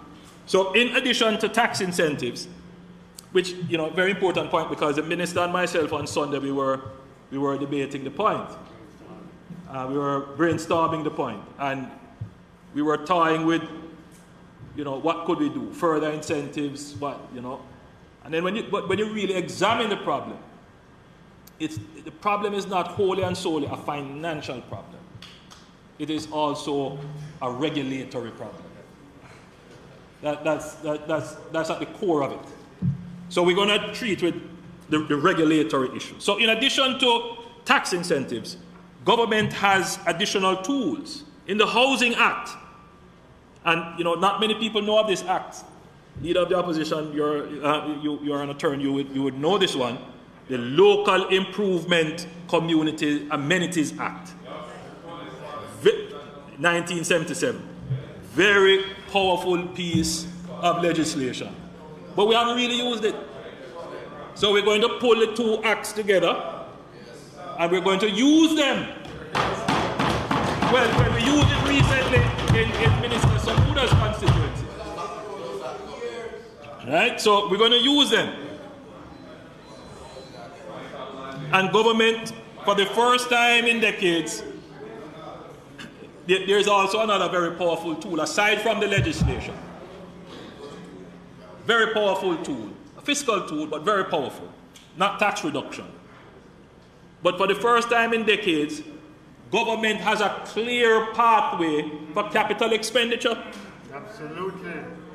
Yeah. We have a clear pathway for capital expenditure that we can program capital expenditure to target areas in which we are trying to stimulate the renewal.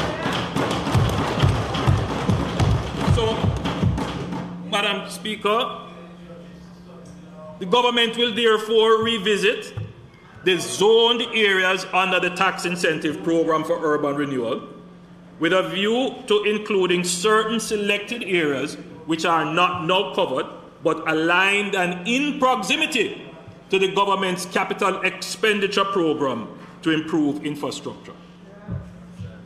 This requirement for the program will be, the requirements, for the program will be reviewed to reduce unnecessary bureaucracy, and the government will use its powers under the various legislations where necessary to acquire parcels of land for the purpose of renewing and developing communities of affordable housing in urban areas.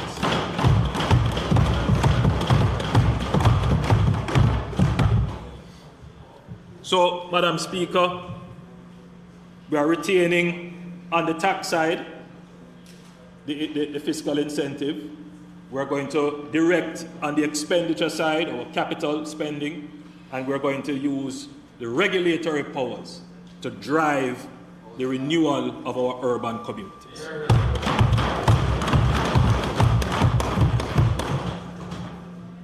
Madam Speaker, I have been deliberate in not giving too many details of the specific areas, as I do not want to go ahead of the finalization of the development order. Neither do I want speculators to start to act in the market. Madam Speaker, what we are proposing here will be a game changer for our blighted urban communities and for persons seeking to find affordable homes in Kingston. This is planting the seed for peace, opportunity, and prosperity. Madam Speaker, Jamaica is a member of the High Ambition Coalition for Nature and People, which has set a target of a minimum of 30% protection of land and oceans by 2030. This means that Jamaica is actively pursuing the protection of 30% of its landmass and 30% of its marine areas by 2030. These targets reflect Jamaica's clear ambition to double the targets currently agreed by the United Nations Environment Programme of 15%. The Convention on Biological Diversity, to which Jamaica is a party, defines a protected area as a clearly defined geographical space recognized, dedicated, and managed through legal or other effective means to achieve the long-term conservation of nature with associated ecosystem services and cultural values. During the current year, the government has also made significant progress in advancing protected areas legislation. Firstly, the Black River Protected Area in St. Elizabeth.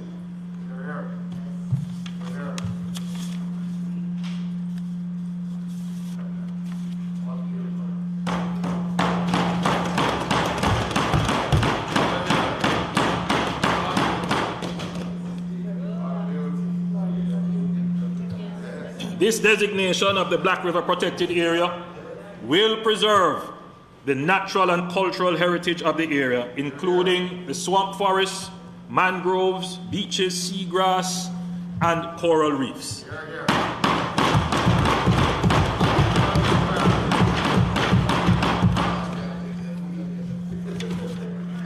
Secondly, Madam Speaker, I am proud to advise this Honourable House that the work to declare 78,024 hectares of the cockpit country a protected area is complete.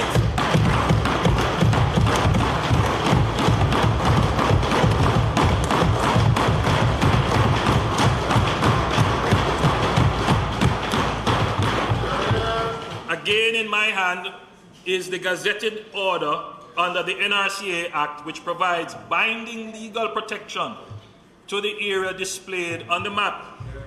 It is important to note that the protected area is approximately 3,229 hectares larger than the 74,726 hectares which was announced in 2017.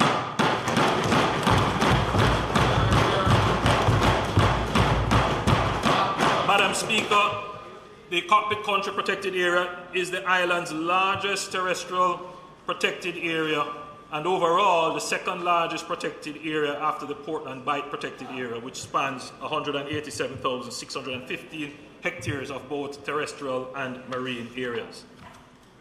To facilitate an accurate definition of the boundary of the Cockpit Country Protected Area, a ground truthing exercise was undertaken. This activity commenced in July 2018 and was completed in December 2021. Completed rather in December 2021. In undertaking this exercise, the department surveyed and installed georeferenced permanent markers along 77% of the boundary and used outstanding topographical features to delimit the remaining 23. Let me say on this, Madam Speaker, we have had reports of persons disturbing the markers which were used to define the area. I am not going to say anything else other than we will be strict in prosecuting persons who do this.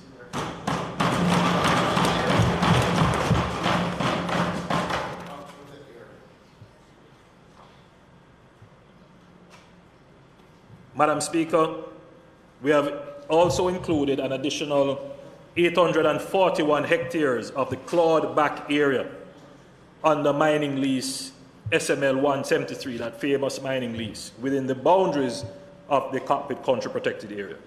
Concurrent with the designation of the CCPA, the government has issued the Mining Prohibition Cockpit Country Protected Area Notice 2022, under which the entire area is now closed to prospecting and mining.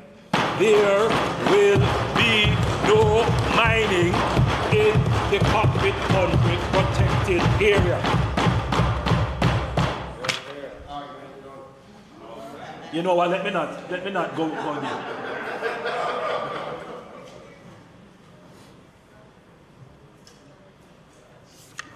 And I think, Madam Speaker, that is a major achievement in our system.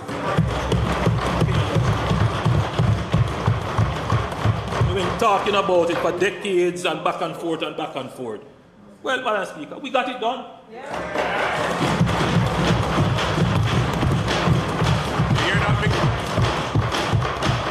Madam Speaker, there is more to come. In the upcoming financial year, we will move forward with the protection of the Pedro Keys and the surrounding waters. The work in this area is far advanced, and we will protect 82,200 hectares of land and marine area. In addition to this, Madam Speaker, the government will move to create a designation under the NRCA Act for ecologically sensitive areas. This will provide a greater level of protection for areas with particular environmental sensitivities. The government has already identified 16 such areas, 9 of which will be in the coastal zone. The Great Bay area in southwest St. Elizabeth and the Dry Harbor area in St. Anne are on the list for protection.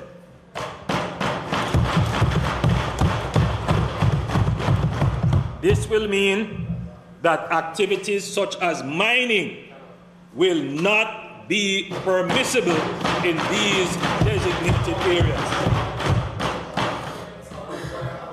It will be defined. You will see it. You will see it. The important part of the statement is that there will be no mining there. Madam Speaker, the addition of the CCPA and the completion of the new designations we will be well on our way to meeting the target of 30% of land and marine areas under protection by 2030. That, Madam Speaker, is a big achievement. Madam Speaker, this government is protecting Jamaica's environment for future generations and sowing the seeds for peace, opportunity, and prosperity.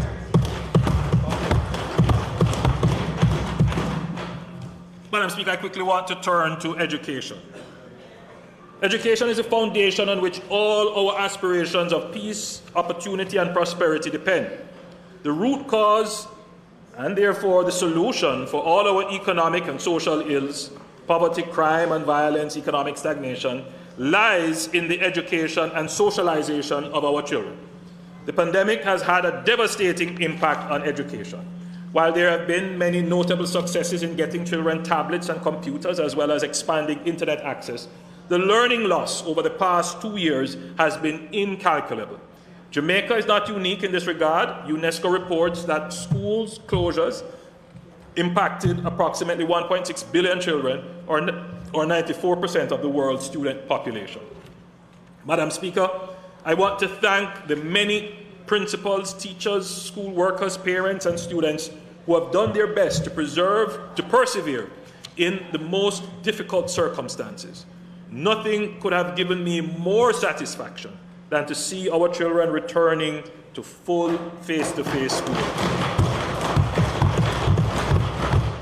Madam Speaker, we have budgeted approximately $1 billion for the upcoming fiscal year for temporary teachers to help our students. That's a very important point, Madam Speaker. We're not just talking about recovery for learning loss. We are actually putting the money there. Since the recent launch of our extra lesson program to help with the recovery of 2,100 students, 2,100 students have registered for the online extra lesson program, and 11,926 students have registered and are now engaged in face-to-face extra lessons. 6,175 secondary students and 5,751 primary students.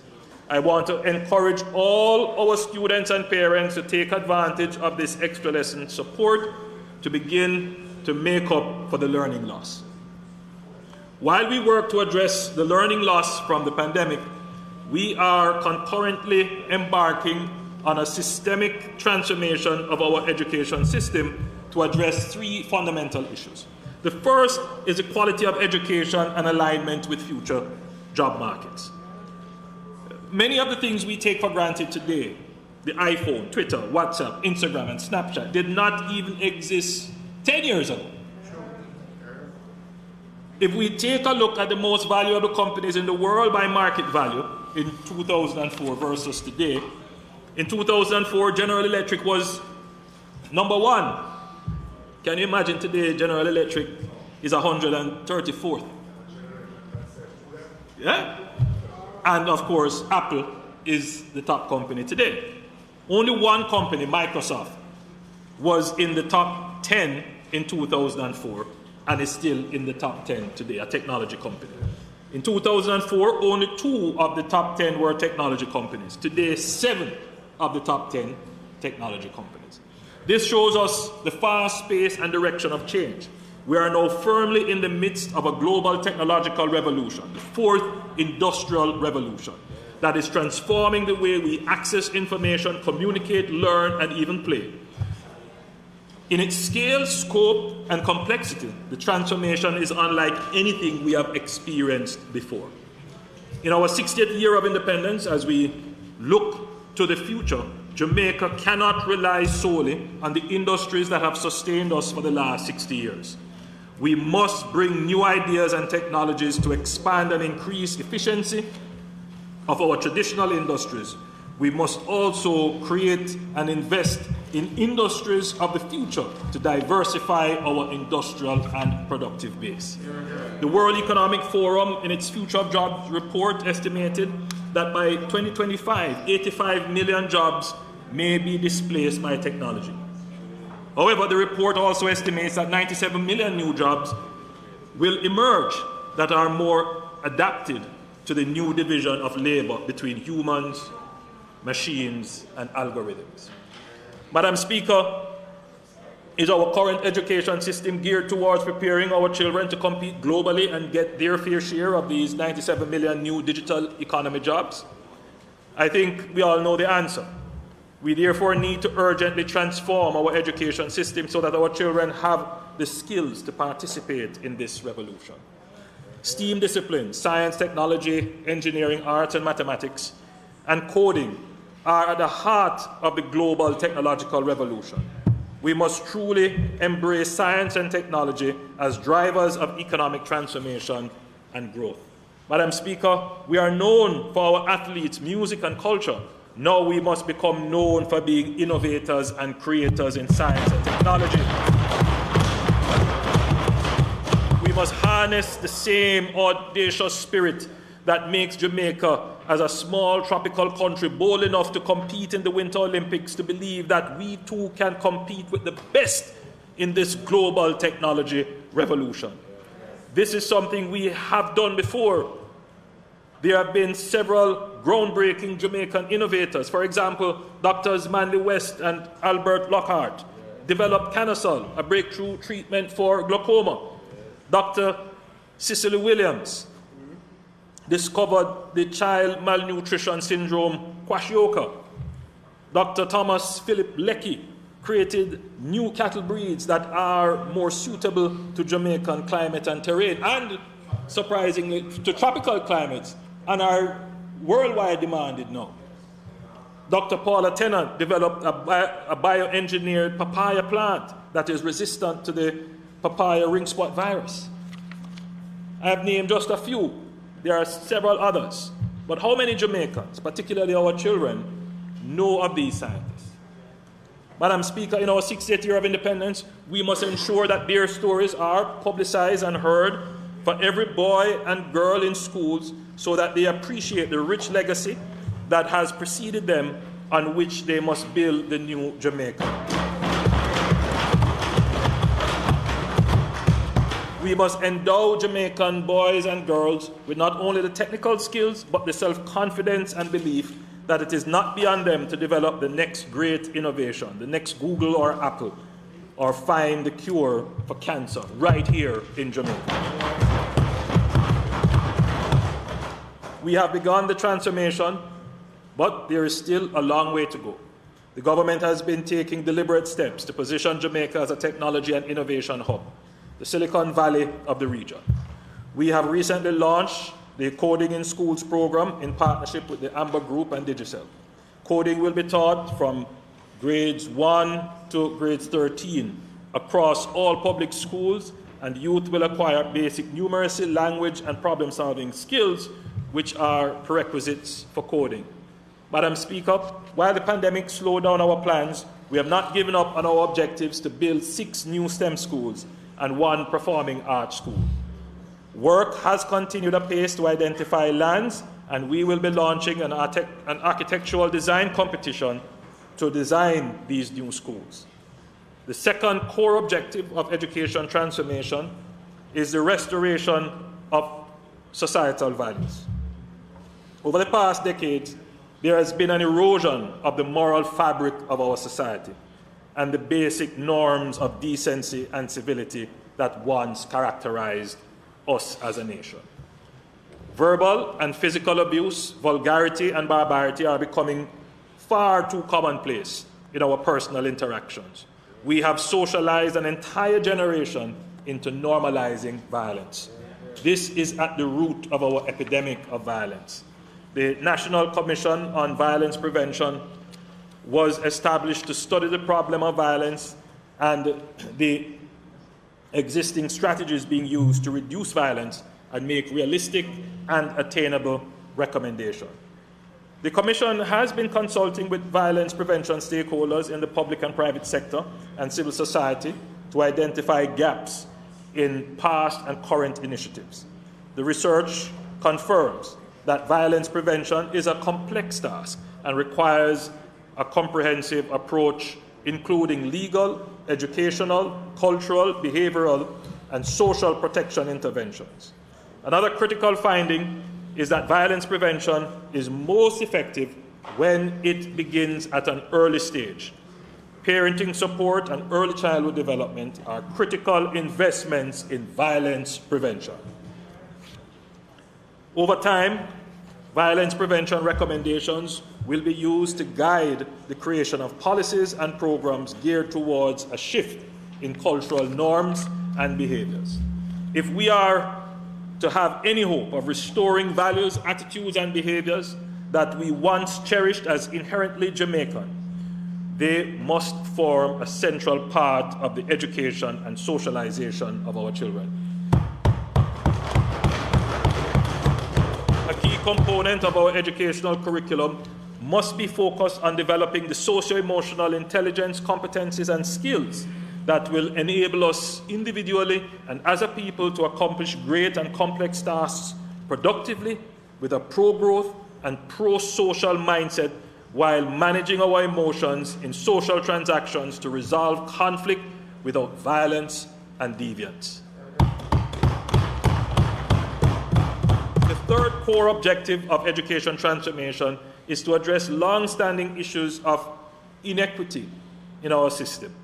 Education is a great socio-economic equalizer. Several of us came from very humble beginnings and are here as a result of access to education. We owe it to current and future generations to give them the same opportunity. Under our current education system, access to the best schools is highly correlated with socioeconomic status.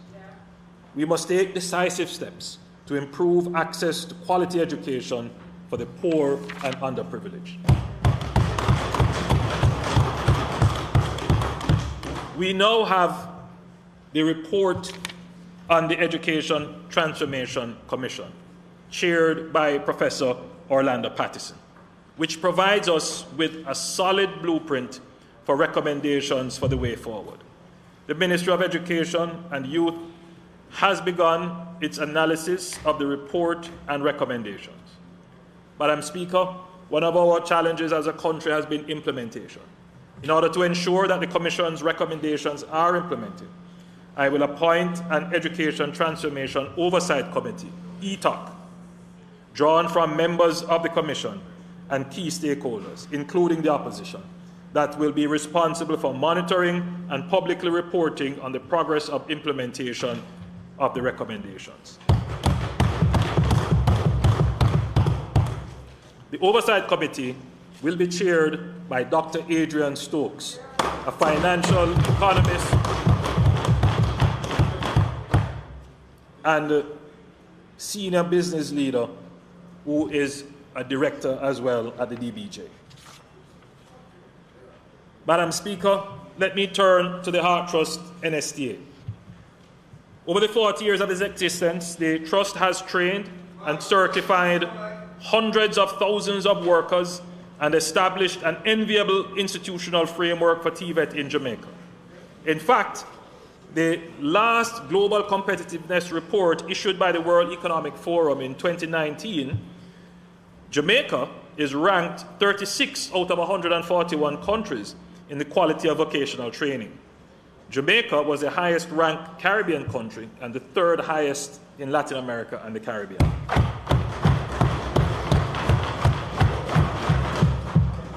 Madam Speaker, while we work to strengthen the governance of the Trust and refocus its strategy to improve its effectiveness, let us not throw out the baby with the bathwater, proverbially. We need to build the Trust's multi-decade institutional knowledge in the fields of technical and vocational training, national service, and lifelong learning. Madam Speaker, I have appointed a new board under the chairmanship of Professor Alvin Wint. The key changes that the new board intends to implement are: 1, improvement in the quality of vocational training through increased integration of STEAM, that is science, technology, engineering, arts, and mathematics. A shift in the training model to a greater focus on industry attachment through apprenticeship, reintroduction of service corps to increase engagement of unattached youth and strengthen national service in environmental management, geographic information systems, infrastructure and construction, document management and digitization. And we will increase our engagement of at-risk youth.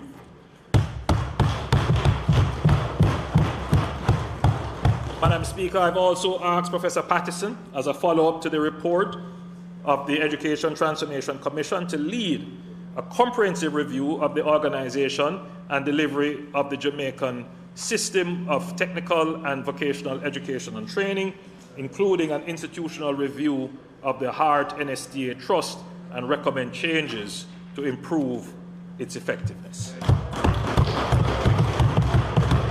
Madam Speaker, this government is transforming our education system and sowing seeds for peace, opportunity, and progress.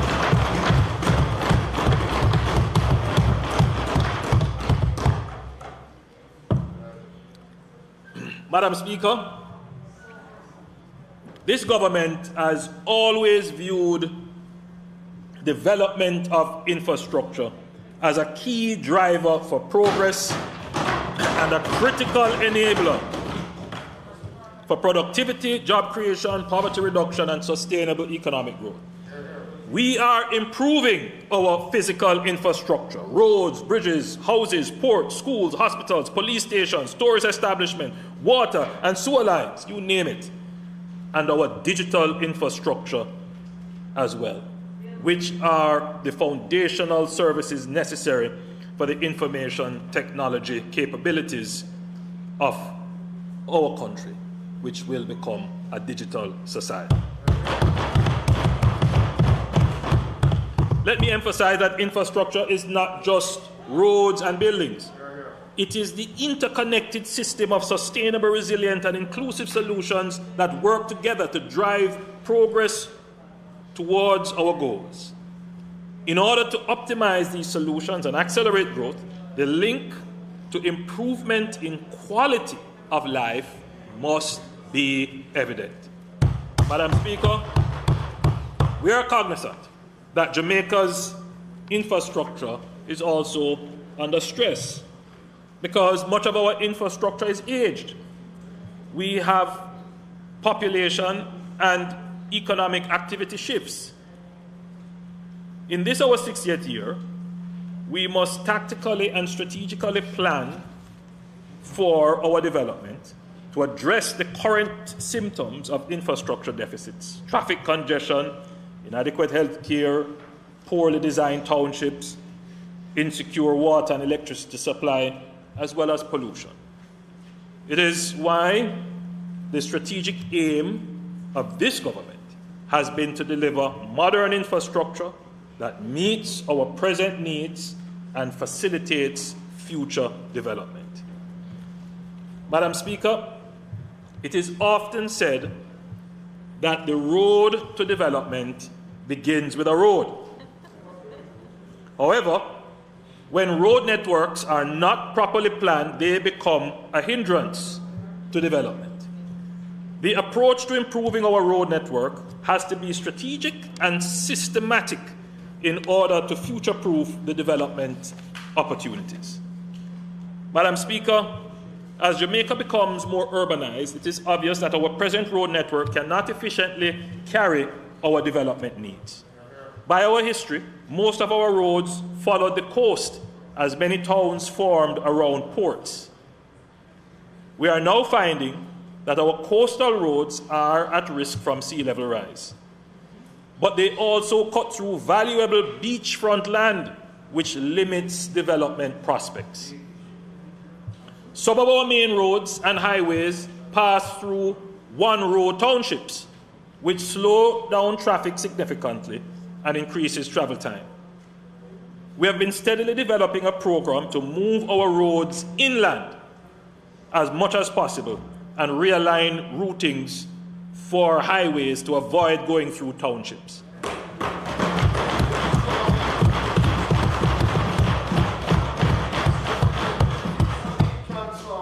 However, we are realigning the road and bypassing townships so as to create safer and more resilient infrastructure and improve drivability and shorten journeys, which is good for commuters, and it is also good for the towns by taking off unnecessary congestion.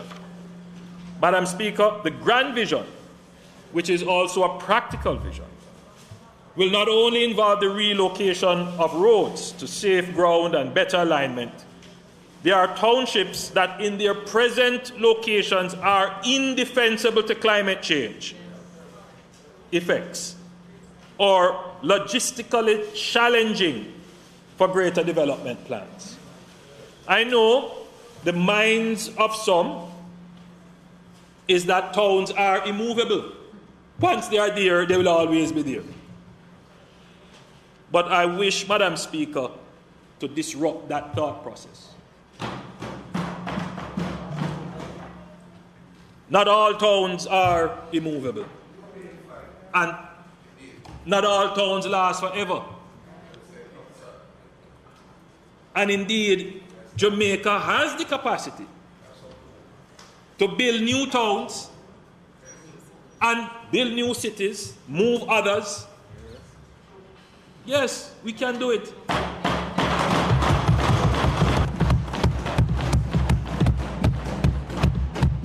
You know, China is building a new city almost every year.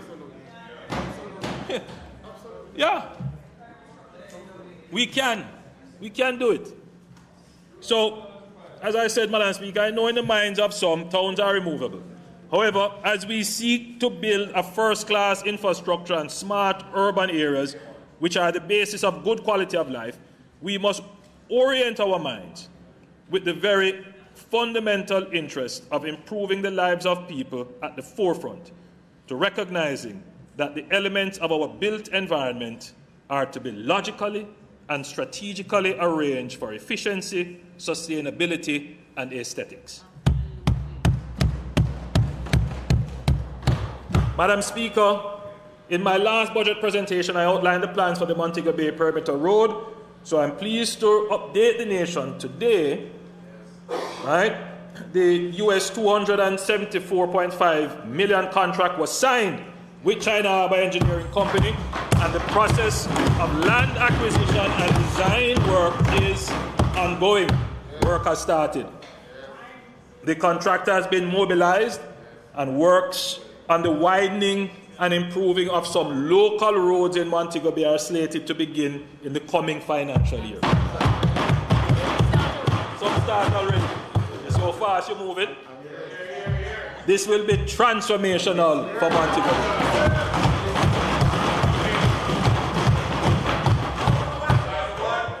Allow me to note two other important features of this major road project. The development will be done in an environmentally sustainable manner, as NROC and the Forestry Department have signed an MOU which will see large-scale replanting of trees, approximately 62.5 hectares, to replace the tree cover that may be affected during the construction. Now, Madam Speaker, just a quick diversion. I'm watching the time.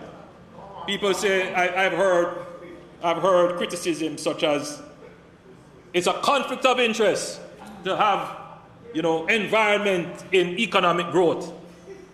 Madam Speaker, that's old thinking. If you're going to be sustainable, then you need to have both on the table. And this is why you get things like this. A memorandum of understanding between forestry, which is under economic growth and job creation, and NROC, which is under economic growth and job creation, because they all come through one authority.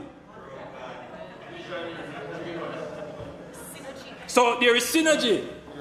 So the things work better together.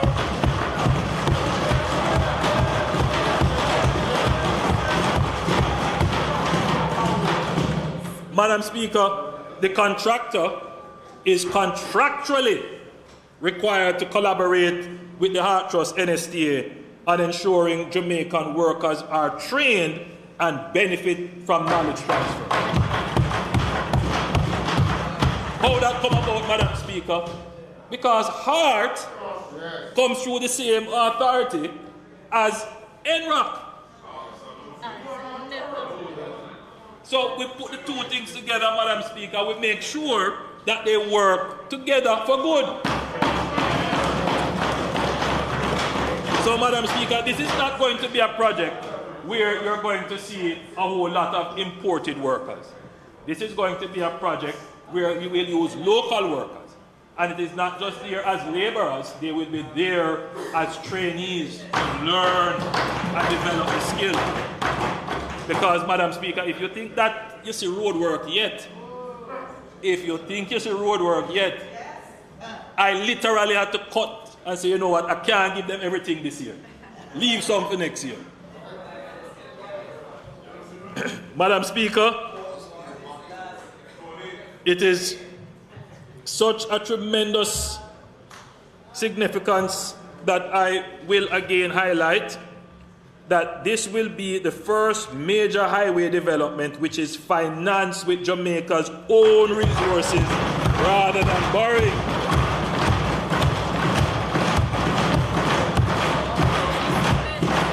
We have come a long way as a country. Government is not only ensuring that Jamaica makes strides in the development of critical infrastructure, but also in how these developments are financed. Hopewell, Sandy Bay, Lucy bypass.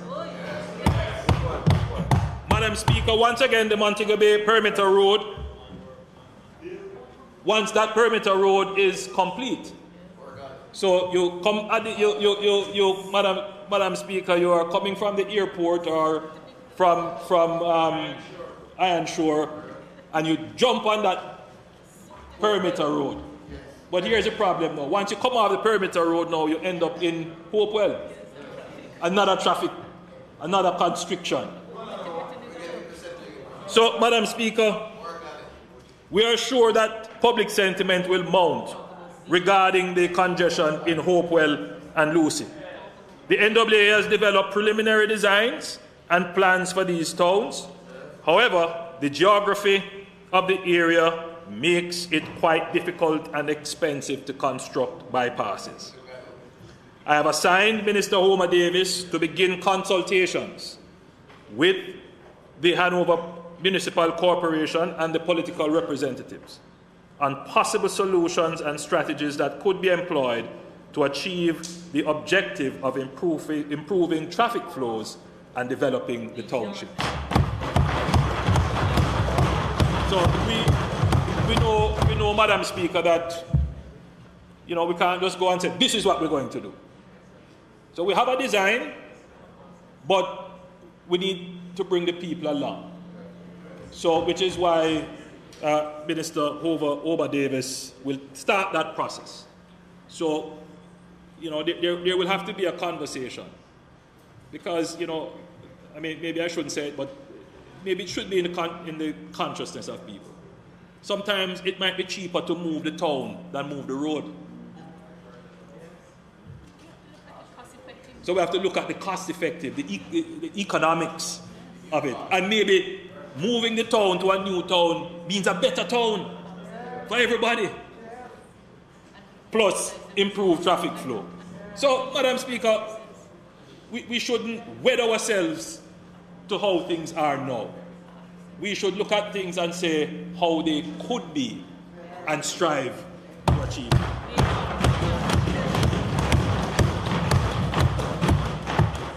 The Southern Coastal Highway Improvement Project. Madam Speaker, the implementation of the Southern Coastal Highway is one of the government's flagship road projects for this upcoming fiscal year. The works will be implemented under the project include the road widening and realignment, the drainage upgrade, bridge construction, water line and sewer line installation, ducts for fiber optics cables, traffic management improvement, and safety improvement such as sidewalks, street light markings, and signage. This is not only a roadway, it is a development corridor and a game changer for the eastern end of the island.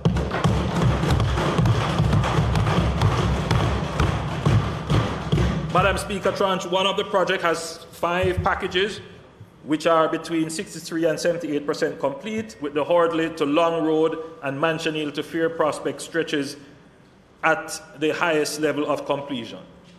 Cumulatively, the government is spending just under $5.4 billion on the corridor, making up Tranche 1.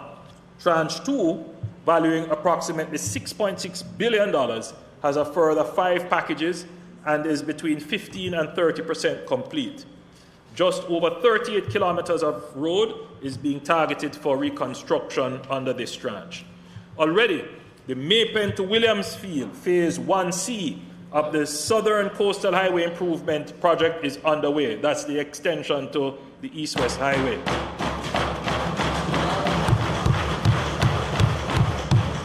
Upon completion, this road extension will enable the bypass of the winding and narrow roads of Porus in Manchester,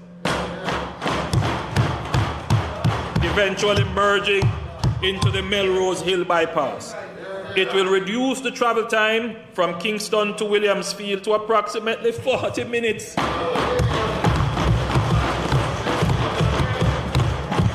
Hereby improving personal productivity and providing a basis for bolstering business activity, including South Coast tourism.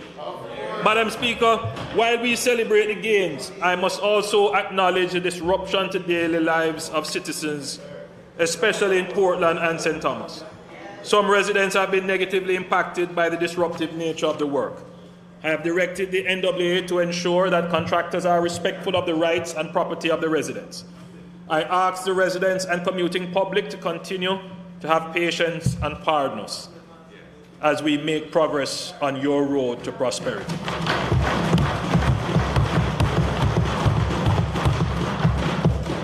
You will be the beneficiary of a high-quality integrated road infrastructure that will enable future economic development, at least for the next 40 years. I want to talk a little bit, Madam Speaker, about the North Coast Highway project. Madam Speaker, traffic volumes along the North Coast Highway have increased significantly since it was developed in the 1990s, and therefore exceed the design capacity of the current roadway. With new housing and commercial establishments along the route, the highway in some sections functions more like a local road with many ingress-egress crossings and encroachments. This means that travel time and congestion on the roadway will be increased for road users.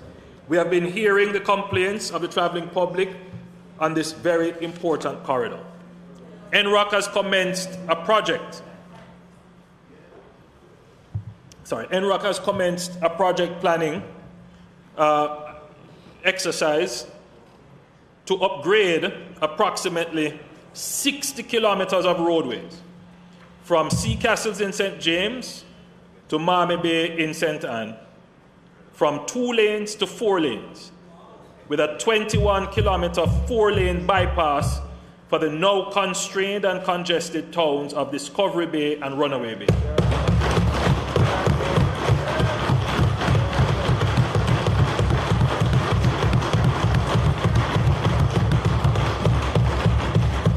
We are expecting to complete the planning phase,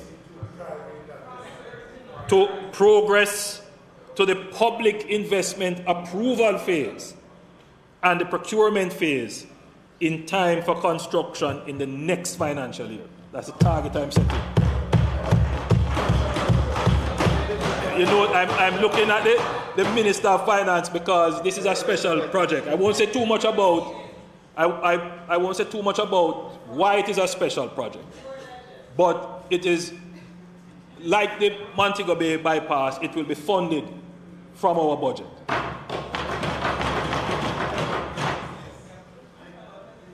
Madam Speaker, I want to spend a little time on the Montego Bay bypass.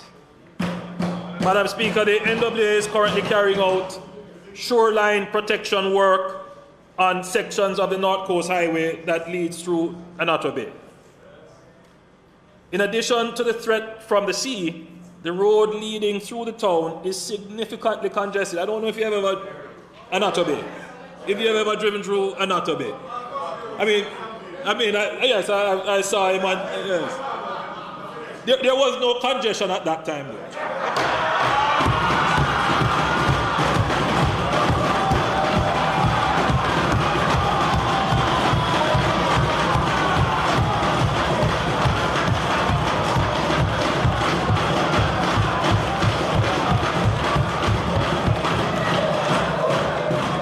The NWA has finalized an alignment for the bypass road, which is more inland.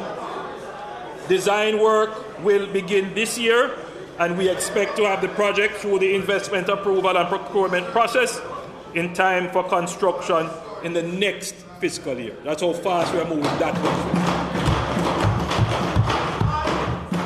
way. It's not an expensive project, it's not long either. It's very short. And the alignment is, there is an existing road, and so we'll use that existing alignment and road and create a proper bypass. I don't want to say where yet, but you know where it is. Now I want to spend a little time, Madam Speaker, on a parish I love, Portland, a town I love, Port Antonio. So, Madam Speaker, I want to talk about the Port Antonio bypass and the wider Port Antonio development. Madam Speaker, you will recall that the government of Jamaica undertook the Southern Coastal Highway Improvement Project with the expressed aim to unlock the development potential of Jamaica's south and east coast. In furtherance of this goal, the government has approved the construction of the Port Antonio bypass in Portland as a part of the Southern Coastal Highway Improvement Project. As currently conceptualized, the project will see the construction of 17 kilometers of 4 lanes of arterial road around Port Antonio and 2 standard shoulders. So if you can, you will see the red line. Well, it's clear on the left. So that is the alignment. Madam Speaker, the initial and primary objective is to take traffic passing through the town, but not going to the town, out of the town. Therefore, Madam Speaker, in the first instance, we will construct 2 driving lanes for the bypass. So the road, Madam Speaker, will then look like the Palisados Road. So you build the 2 driving lanes, but you leave 2 spaces for 2 other lanes, plus the shoulders. And that is how, Madam Speaker, we are able to get it done quickly.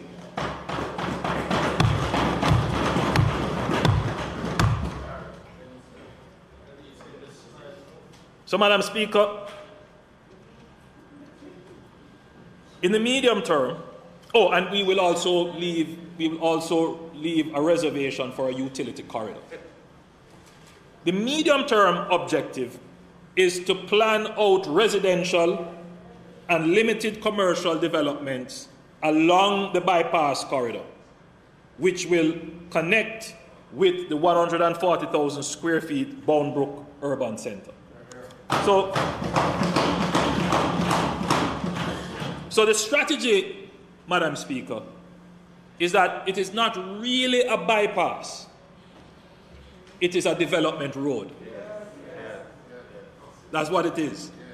But what we're doing is taking the road through relatively virgin territory, bypassing the main town, but strategically plan out around that bypass road, and then that bypass road will eventually become the development main road through a new development for Port Antonio.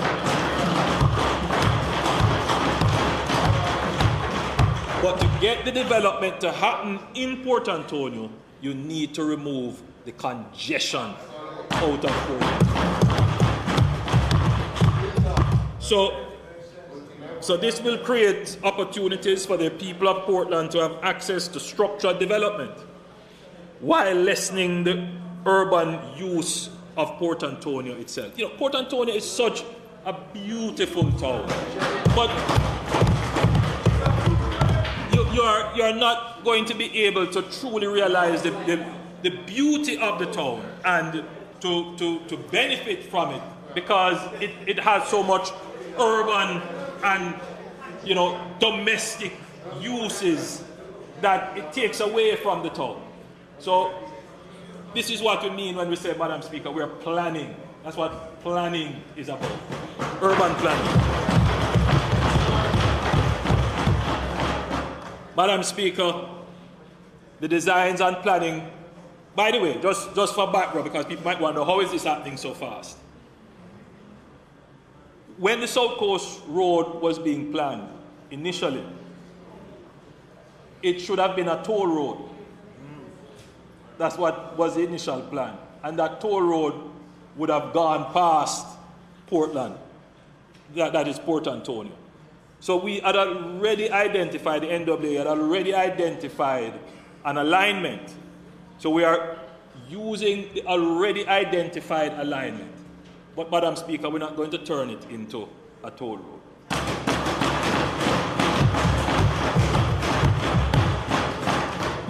Some of the lands we already own, much of it, some of it we will have to acquire, but we are committed to it and we are moving ahead, and the objective is that it will start in the 2023-2024 financial year. That is in the next financial year. Pay close attention to that year. 200 billion infrastructure project. You heard me say. And I want to spend a little time on some urban roads in corporate area and Portmore, just quickly. So, Madam Speaker, the government plans to implement $13 billion special capital expenditure CapEx program targeting 6 strategic high-traffic corridors. We're going to be widening Arthurwick Drive from Mountain View to Town. Madam Speaker, very important, that corridor. Now, remember what I spoke of earlier regarding trying to stimulate development in urban areas that are suffering from blight. Now, that corridor, Madam Speaker, will see a significant investment. Sewer, internet, proper water. So that corridor can be used as a stimulus for development in those areas. I never call any community name. Don't mention any name.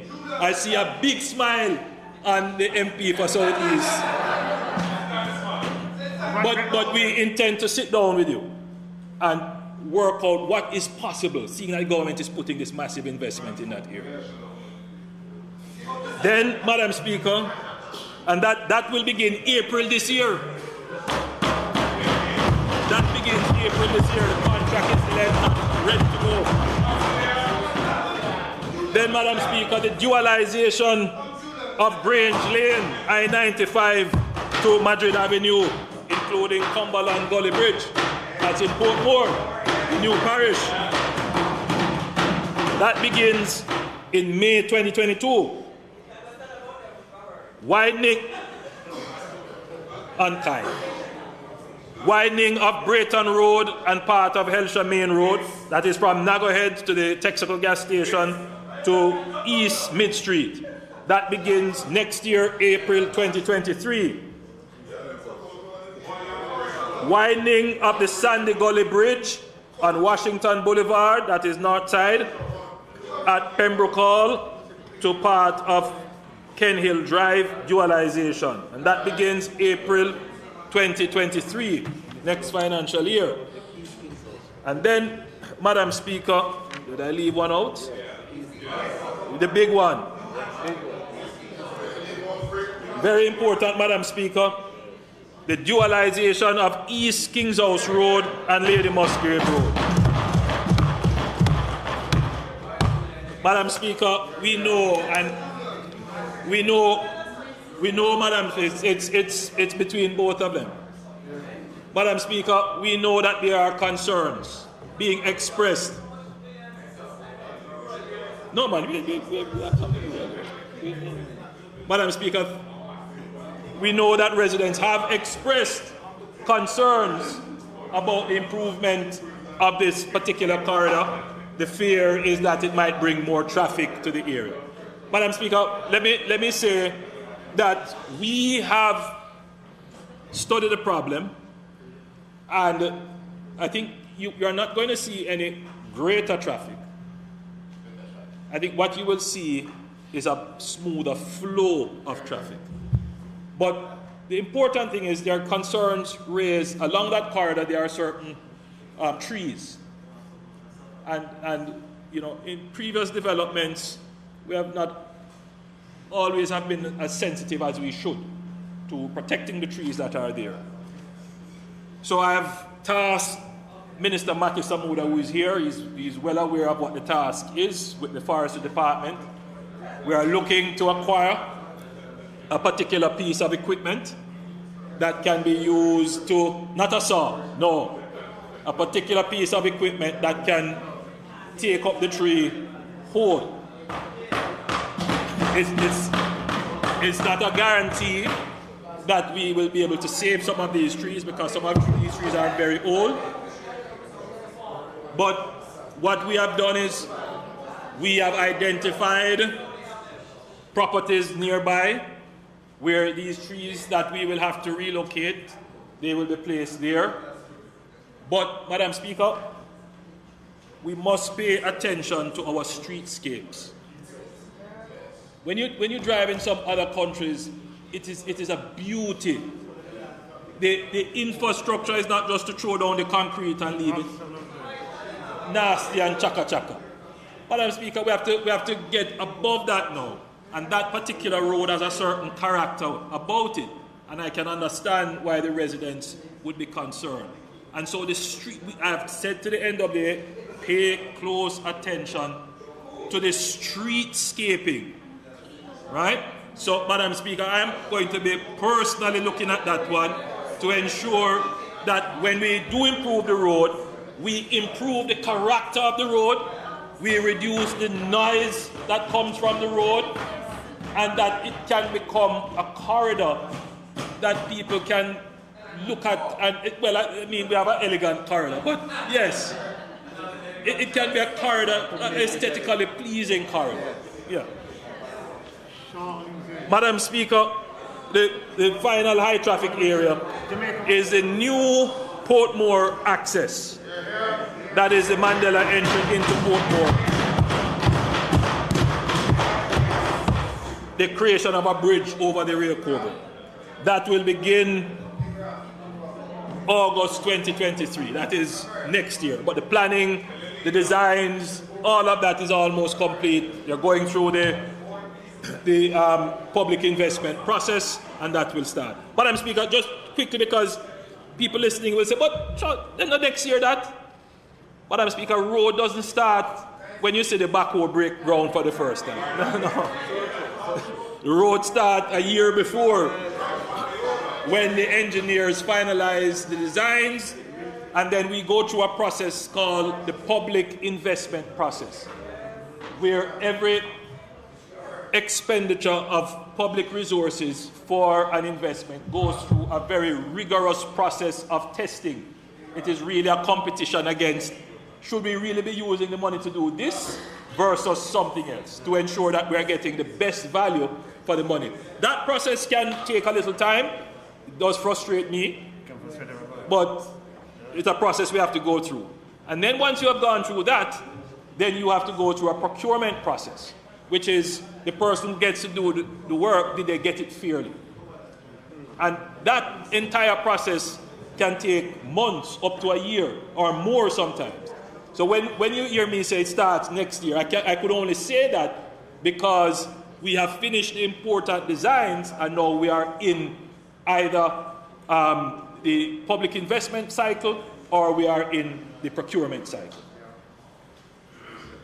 So, Madam Speaker, the government is focused on realizing economic growth and development through several large construction projects, and we have not forgotten to invest in our communities. During the last fiscal year, the NWA expended $5.3 billion on road maintenance and repairs, and another $637 million was spent on flood mitigation works. Madam Speaker, I'm also very aware of the seriousness of flooding in some areas of the country, including the Marcus Garvey Drive area. Works will be done on mitigating the impact of stormwater flows in places such as I said before, Marcus Garvey Drive, Maxfield Avenue. Very important, Madam Speaker, the Falmouth drag line. It's a very unusual piece of civil works, but it's very important to protecting the town, that drag line. So we will do some work on that. Maypen in Clarendon, that town is always under threat. And indeed, some serious work has to be done to continue what was started in Soursop Turn to come right down into the town of Maypen. Santa Cruz in St. Elizabeth, Madam Speaker, that is another major area where there is flooding. Some works will begin there. Port Maria in St. Mary, and Madam Speaker, it seems that there is a 2-year cycle for flooding in St. James. We will be doing some work on the, what's it called, Minister, the North Gully? Madam Speaker, I believe that with investments in these locations and more resilient infrastructure, we will be able, Madam Speaker, to safeguard our country against the shocks of natural disasters. Madam Speaker, I want to say a few words on Portmore, the 15th parish.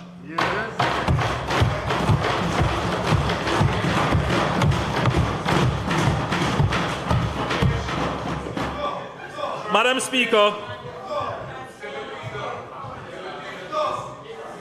the English colonial government divided up Jamaica into 3 counties and various parishes for purposes of political and municipal administration. Jamaica has had as many as 20 named parishes. I think it's 22 named parishes. We no longer have a St. Thomas in the Vale, or a St. Dorothy. These parishes were all incorporated into the parish of St. Catherine by law in 1867, which defined our present 14 parishes today. We struggle, obviously, to understand the rhyme and reason behind why the British divided the parishes as they did. But anyone who understands local governance and the management of emerging communities will recognize, Madam Speaker, the importance of matching political and social organizations to physical boundaries. Very, very quickly, you have persons who may be attached to an acreage of land. They have lived there for years. They have developed their own culture. They have put in their own road networks. They have their own way of schooling. And that area defines the group. So you try not to, in determining how you will administer the area, to separate the group. That has been the classic case of Africa, for example. When the colonial powers went to divide up Africa, they didn't pay attention to the group and social dynamics. And so they set up countries and divided peoples, right? And it's the same principle. So if you're going to set up a structure to administer an area, you want to ensure that the geographical area largely, if not substantially, contains the people who live there. So, Madam Speaker, there is no question that Portmore has evolved distinctly and discreetly from St. Catherine within a particular geographical boundary. And there's no question about it. No, I'm not, obviously, but I understand Portmore because I was born in St. Catherine, and I grew up with many people from Portmore. So there is a Portmore culture. There's a way of how they think, how they perceive themselves, their outlook, and it's very progressive. So Madam Speaker, they want to see their geographical area properly defined relative to where they live. So, Madam Speaker, the people in Portmore identify themselves with the geographical area.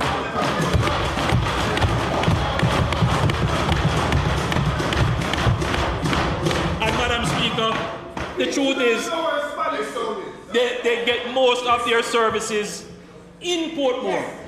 And truth be told, Madam Speaker, they get more of their services in Kingston than they get in St. Catherine.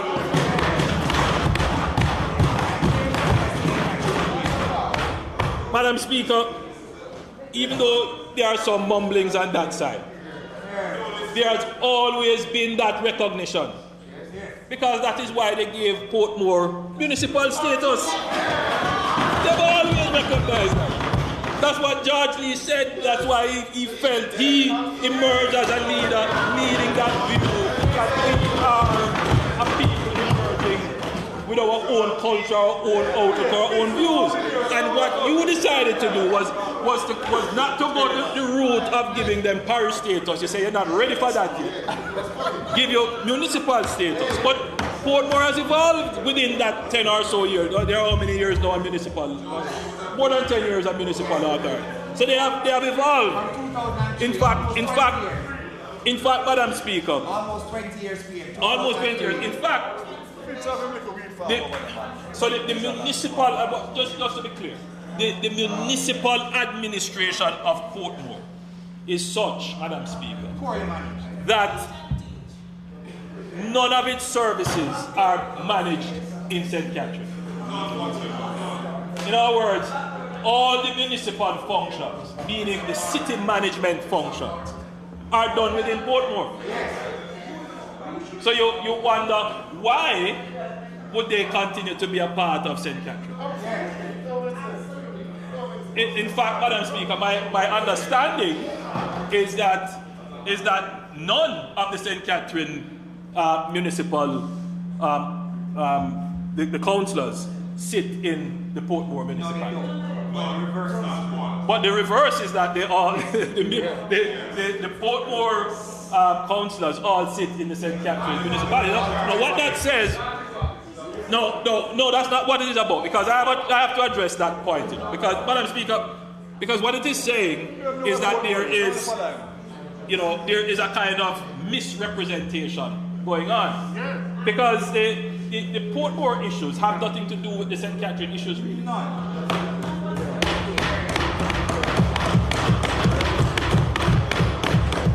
So defining Portmore as a parish is as much for Portmore's benefit as it is for St. Catherine's benefit.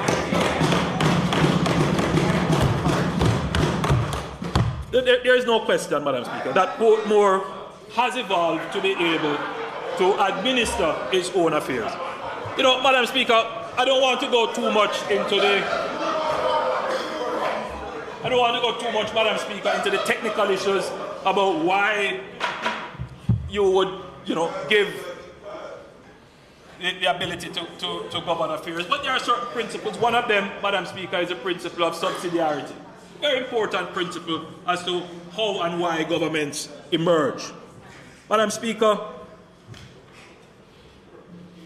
Portmore has evolved even further since its municipal state, and it became quite clear to me during the pandemic, which necessitated the lockdown of Portmore, that Portmore was geographically, socially, and economically constituted as its own distinct administrative unit and concern, quite unconnected to the issues and concerns of St. Catherine, the St. Catherine Municipal Corporation.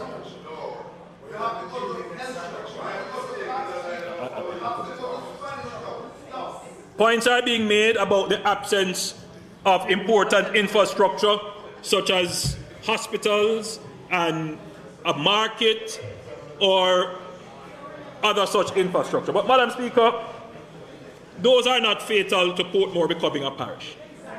As announced earlier, the government will be undertaking 3 major road improvement projects in Portmore between this year and next year, including a new seamless access to Portmore from Mandela Highway. The Ministry of Health and Wellness has already unveiled plans to significantly improve the health center that is there into, what is it called, a type 5? To a type 5 health center, which is basically a hospital. The government is now actively reviewing lands in Portmore to construct a fire station and a market. And UDC is finalizing plans to construct a climate change park. Yes. We have, Madam Speaker, thanks to former Prime Minister P.J. Pattison, we have the Emancipation Park. That's the theme of it. Madam Speaker, I was very pleased last year to open the Harmony Park in Montego Bay. And now, Madam Speaker, next year we will be opening the Portmore Climate Change.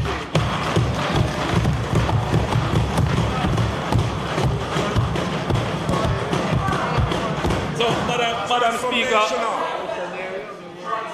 the government intends to develop Portmore into a smart tech city, serving the global services and knowledge services industry.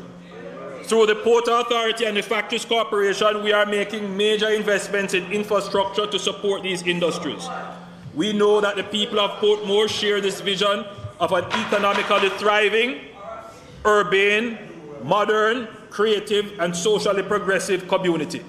We are confident that the new parish status will unleash a sense of pride in the community, which will see the fulfillment of this vision.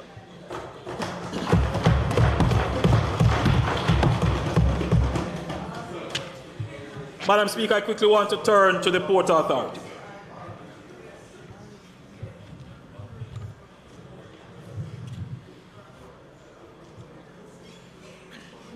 Madam Speaker, cargo transshipment grew by 20% this year in spite of the global logistics supply chain disruption.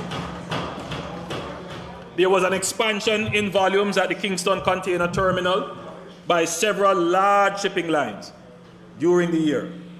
The capacity of the terminal was officially certified as 3.2 million TEUs, up from 2.8 million TEUs. I want to talk a little bit, Madam Speaker, about shipping, cruise shipping, and creating a multi-destination itinerary. Cruise shipping was the sector most badly affected by the pandemic. The complete cessation of vessel arrivals in April 2020 continued throughout the first half of this year. Through careful efforts, ships began to slowly return in September, growing steadily and expanding to all ports by the end of 2021. Notwithstanding the loss of revenues from cruise ships operations, the Port Authority continued to invest in upgrading the new facilities at all terminals with a view to improving the efficiency of operations and keeping with a deliberate strategy of differentiating each of the island's terminals. In Ocherius, our second major berth, we developed, Madam Speaker, the Reynolds Pier to accommodate the increasing demand from the cruise ship lines. All industrial activities that have been moved from that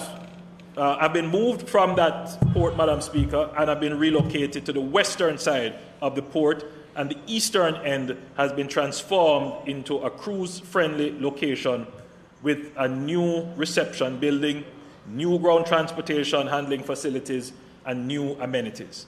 A new promenade linking the Reynolds cruise facilities to the town of Ocherius was completed. In total, over US $23 million was invested in the Reynolds Pier transformation.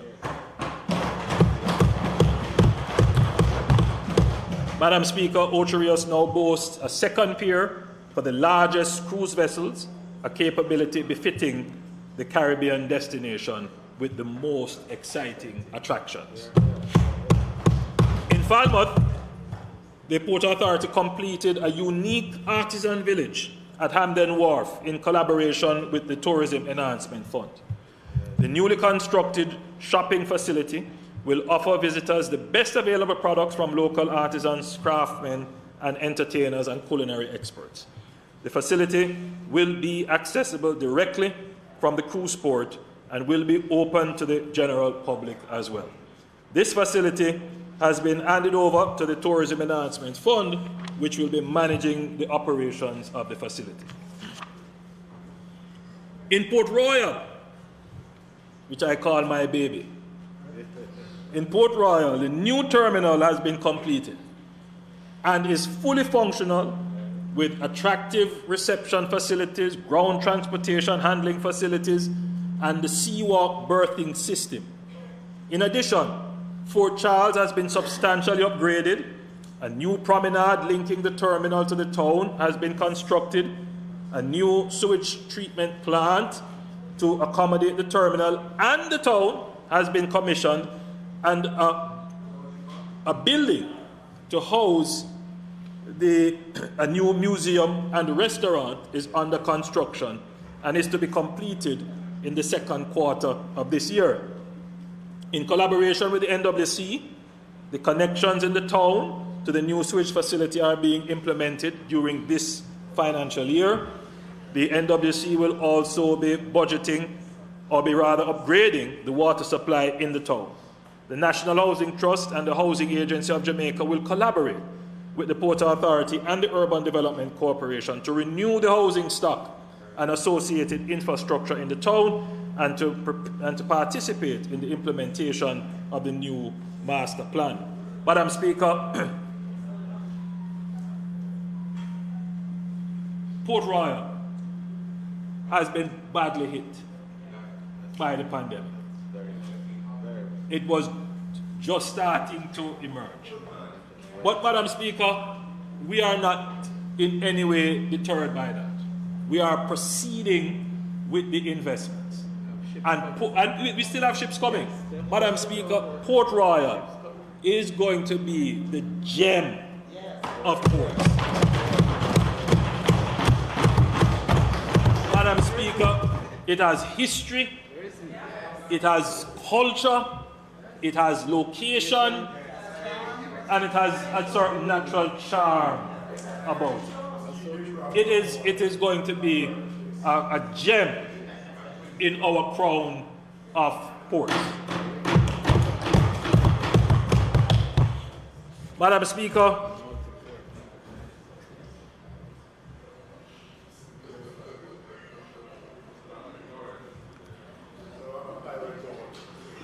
I already mentioned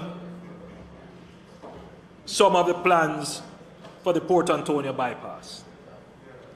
The other half of the plan is to develop the tourism potential of the town.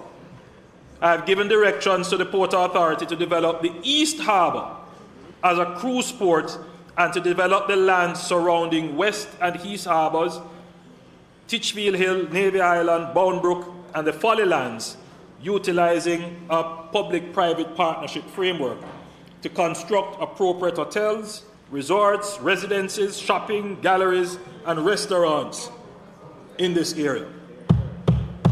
Madam Speaker, this will create another port town. So, Madam Speaker, look at it now. We have Montego Bay. We have Montego Bay Port. Ships coming regularly, lot of attractions, big business for that economy. Then you come down now, you have Ocho Rios. Falmouth, which is the biggest port we have. Then you have Ocho Rios. Now you're going to have, well, we have Port Royal, but going around the island, you will now have East Harbour in Port Antonio. But, Madam Speaker,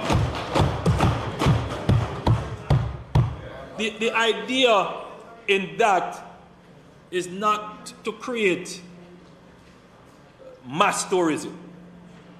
For the East Harbour and the development in Port Antonio, what we want to create is what you call low intensity, high value tourism. Madam Speaker, no. Low intensity, high value. That means all the oil friends Madam Speaker, from the GCC countries can come. Madam Speaker, we see where yachts are fleeing certain places, searching for homes. But, Madam Speaker, the idea is to create the St. Barts of the Northern Caribbean. That's the idea. Madam Speaker, we are sowing the seeds for peace, opportunity, and prosperity. Now, Madam Speaker, I have to make a decision as to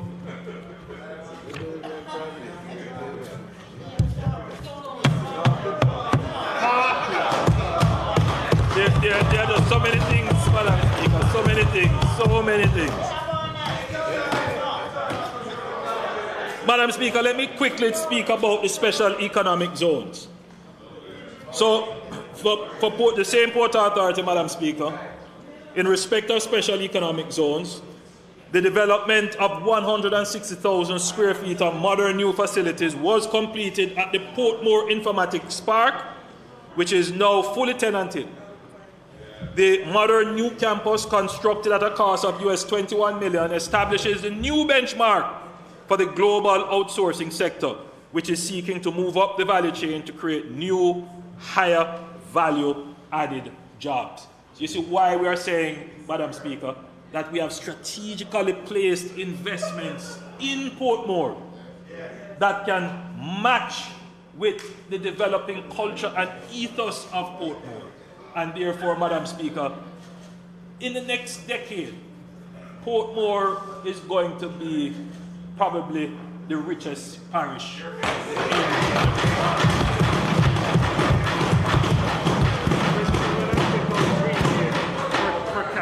per capita.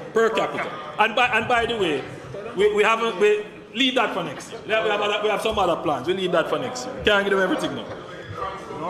Madam Speaker, a new 200,000 square foot logistic facility was completed in the Kingston Logistics Park, immediately adjacent to the Kingston Freeport Terminal.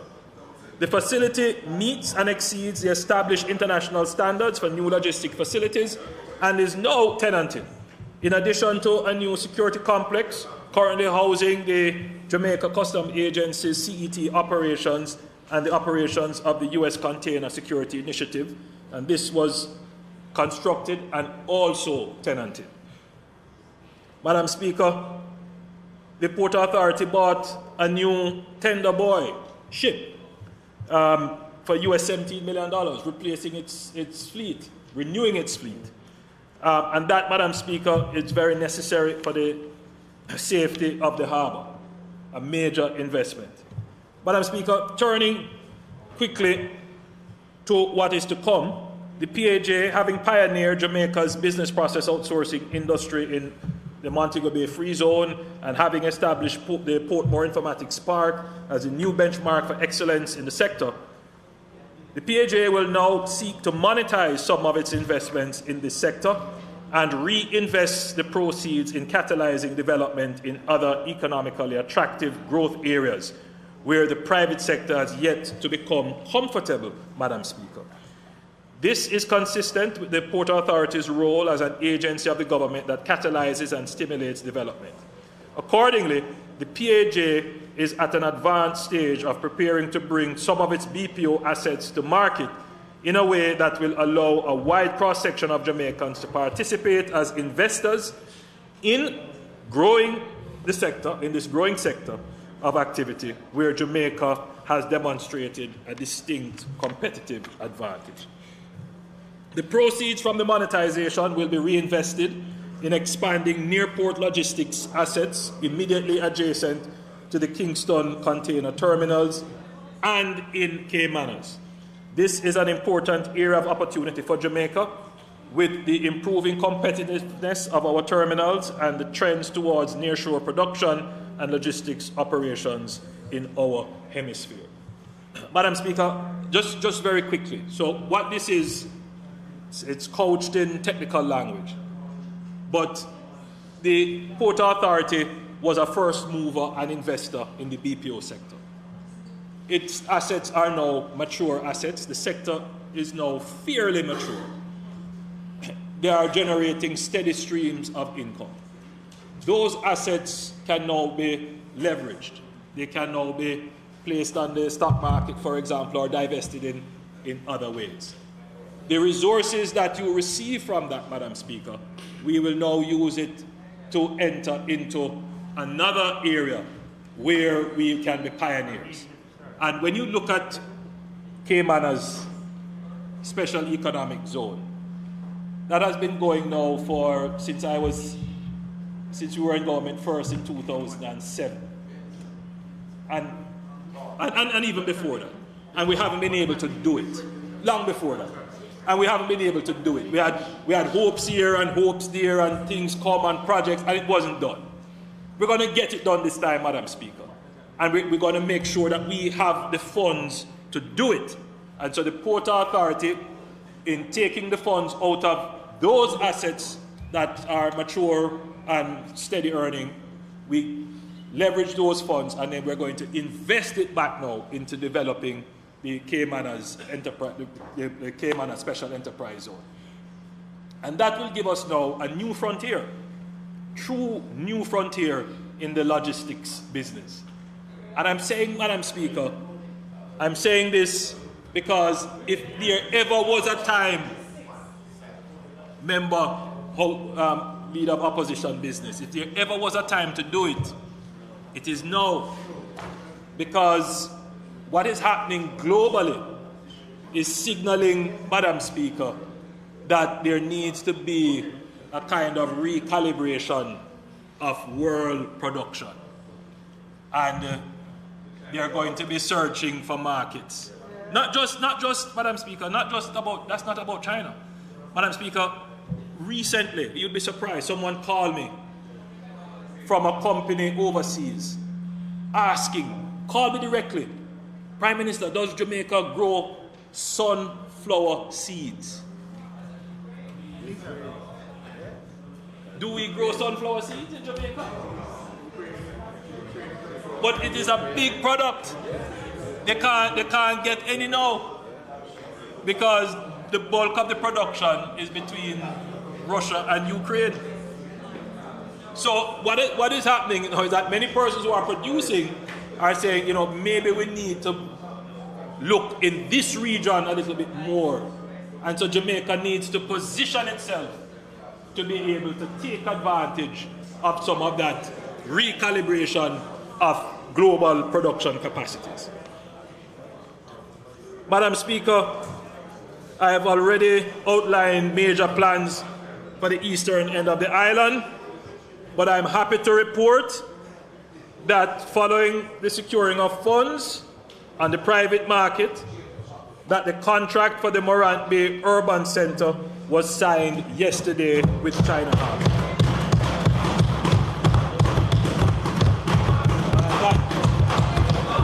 That project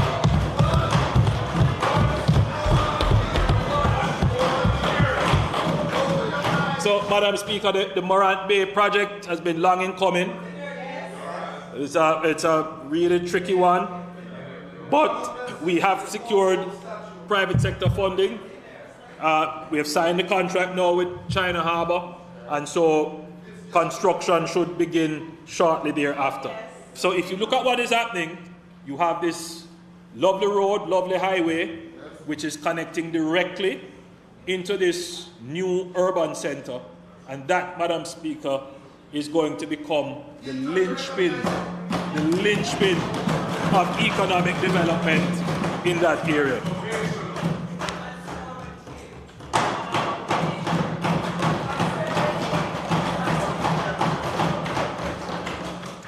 Madam Speaker, the DBJ continues to support. The Minister of Finance, I'm sure, will say some more on that. But I just want to give a quick update, very quick update on Bernard Lodge. Bernard Lodge, which was much maligned and criticized, that project is moving very well.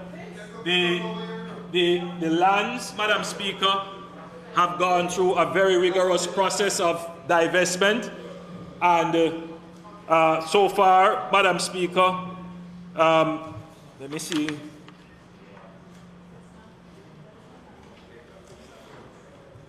So far, Madam Speaker, they have divested 5 blocks, including 3 residential and 2 light industrial.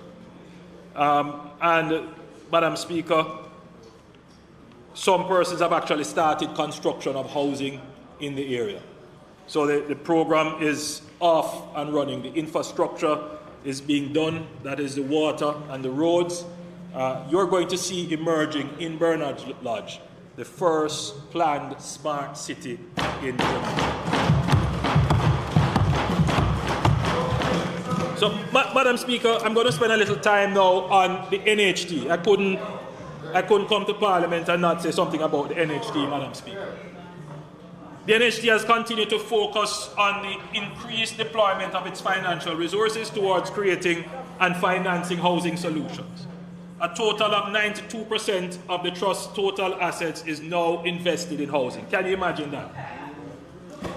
92%. There was a time, Madam Speaker, when that wasn't the case.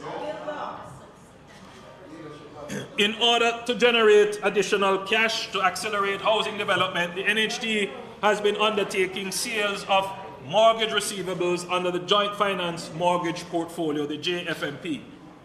The sale of mortgage receivables resulted in inflows of $11.5 billion in this financial year, following $26.2 billion in the previous financial year.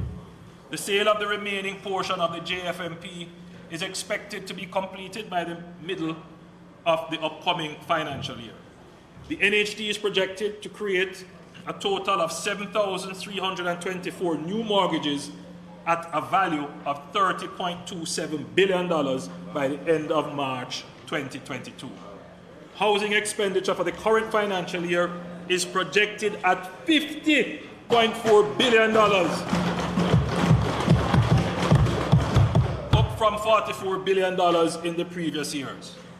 Madam Speaker, since 2016-2017, the NHT has steadily increased its housing expenditure, more than doubling it from $24.1 billion in 2016-2017 to $50.4 billion in 2021-2022. The Trust is projected to achieve 3,259 housing completions for the 2021-22 financial year. Notably, the completion of projects has been adversely affected by the pandemic. Madam Speaker, let me spend a little time on housing starts. If I could get the display table. Madam Speaker, the table displayed outlines the government's plan for housing starts for the next 4 years relative to the commitment to build 70,000 houses. With current developments completed, under construction, in negotiations, budgeted, or in planning and designs, we have programmed 43,172 units of the 70,000 we are committed to build. Madam Speaker, even at that level, that would be the most houses ever built by any government. 43,000. We are certain of. We know that we can get that. We promised 70. We committed to 70. But where we are now, we are at 43,172. The NHT has 30,280, which we are sure of. The HAJ will give us 5,443. Greater Bernard Lodge, we will get 5,134. Our social housing program, Madam Speaker, we will get 2,315. So you will say basically, for this year it's 350, 5 per MP. We are going to increase in the next budget, and we will try and maintain a minimum of 500 social housing. So that will give us 2,315, which we are certain of, right? So, Madam Speaker, when you total that, you end up with 43,172. It's a little bit more than that because the UDC has identified some lands that they have in the Caymanas area, and they are actually in the planning stages now of doing a major development in that area, and they are looking at somewhere in the region of 1,000 units in Caymanas. Madam Speaker, the government's stated target of 70,000 new housing solutions by the end of 2025-2026 is not a pipe dream. There are concrete plans in place to achieve it. Madam Speaker, during the 2021-2022 year, projects at Perth 1A, Manchester, Seascape, and the Ruthven Towers in Kingston and St. Andrew, as well as Twickenham Glades in St. Catherine, were completed. Currently, the NHT is overseeing ongoing construction activities at 24 housing developments with a total of 11,394 housing solutions. Madam Speaker, I should state that the mandate of the NHT is not only to build house. We have been hearing the cry of the people for affordable housing. Absolutely. We have been sharpening our pencils to get the numbers down through creative designs and material use and creative financing options. But even at those price points, housing is just not affordable for a large segment of the Jamaican population. For barbers, mechanics, household helpers, taximen, cooks, gardeners, owning a home is almost an impossible dream for them. Though some of these persons may have been contributors to the NHT and would have been entitled to a loan, there were very few housing solutions that their income could afford. In effect, this socio-economic demographic of persons have technically been financing higher income earning groups because they are contributing to the trust but not able to find a home. Other groups are able to find, so they use the funds. Madam Speaker, we have instructed the NHT that in its current housing development, it must focus on housing solutions that will come to the market between $8 million and $11 million. Someone purchasing a house today for $8 million would be paying, on average, $29,800 per month for mortgage, on average. This is still high, but reasonable.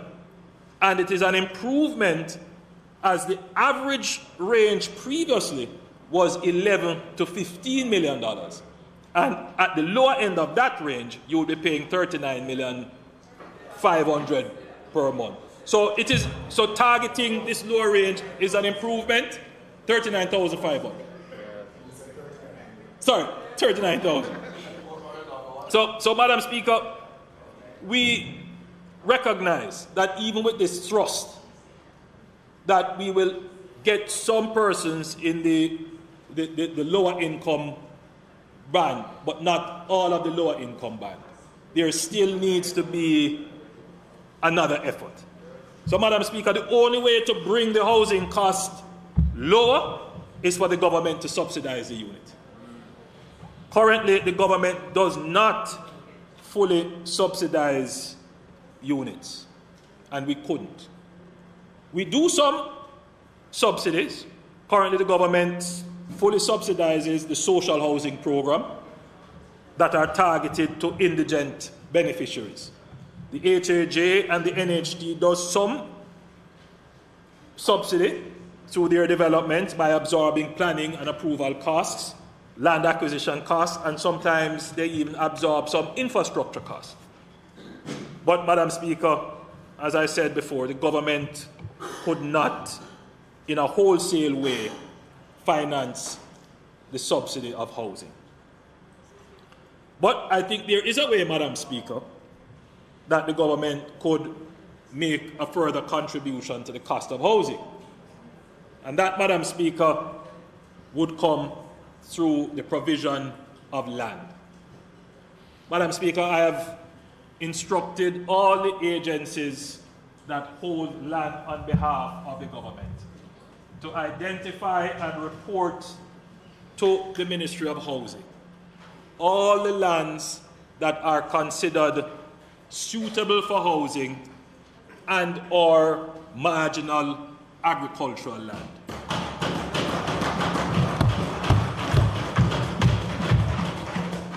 So the Sugar Company, the NLA, NWC,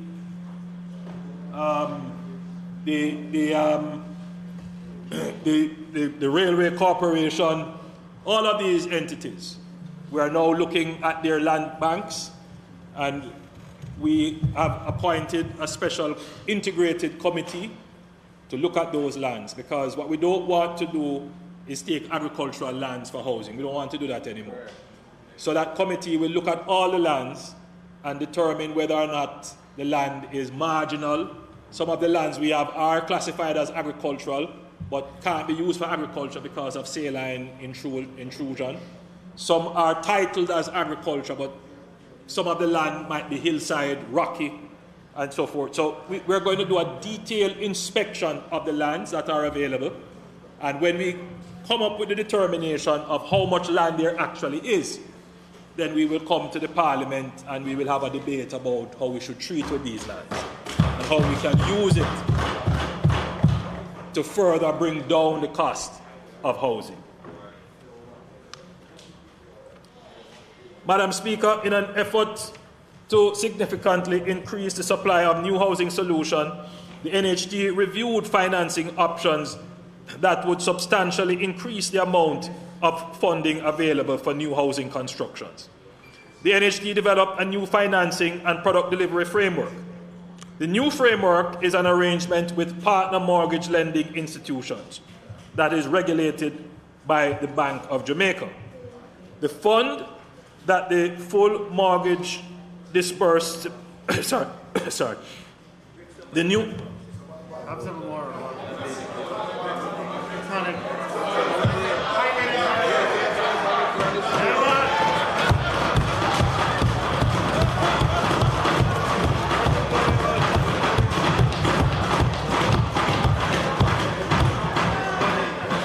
it's honey and lime, nothing else.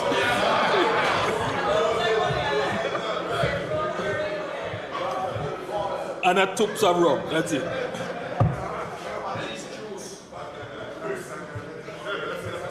The new framework is an arrangement with partner mortgage lending institutions to fund the full mortgage disbursements to NHD contributors, including NHD mortgage benefits, up to 6.5 million. This disbursement, including the NHD's portion, will be fully financed by the partner institution.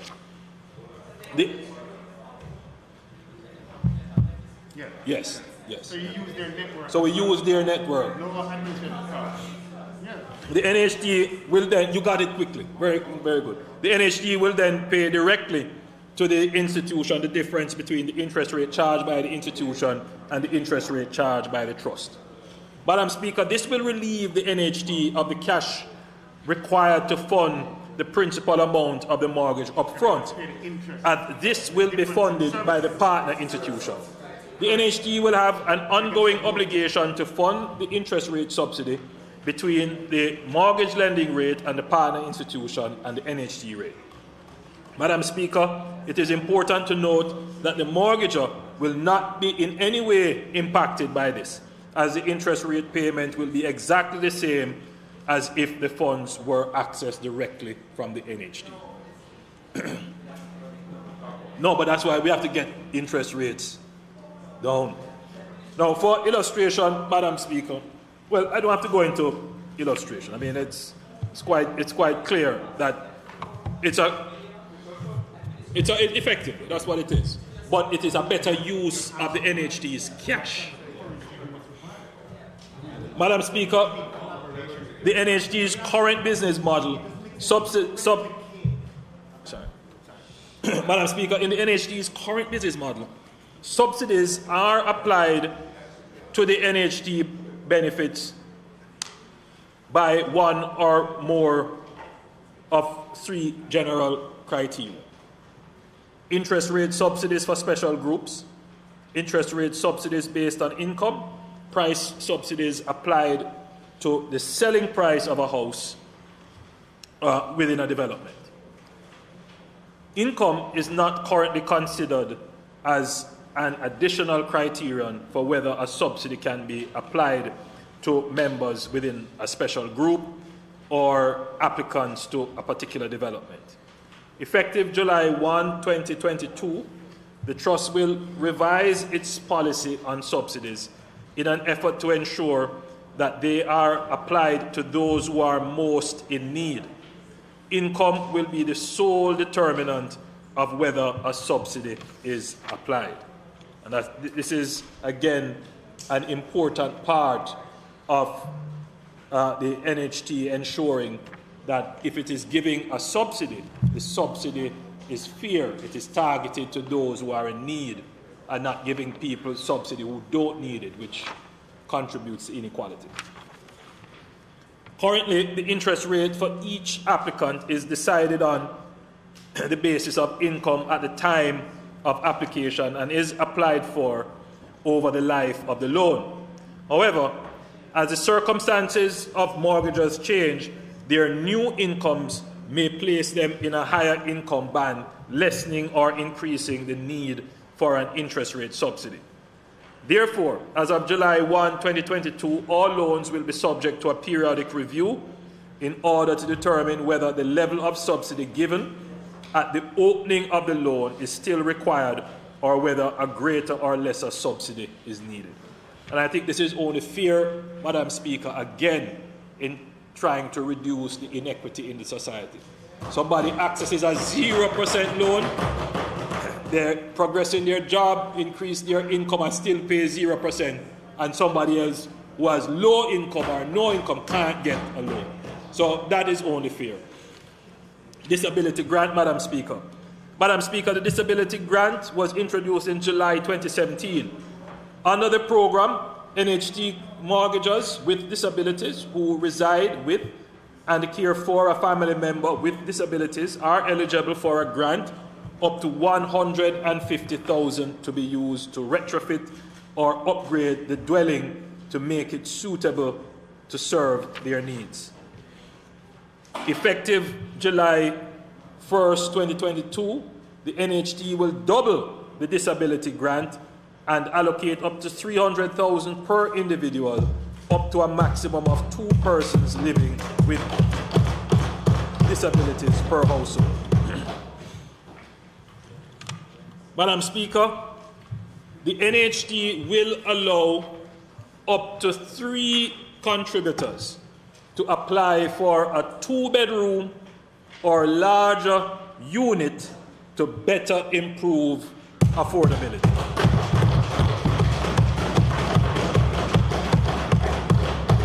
That is a big move, Madam Speaker. This policy position ensures that more persons, particularly family members, can access housing.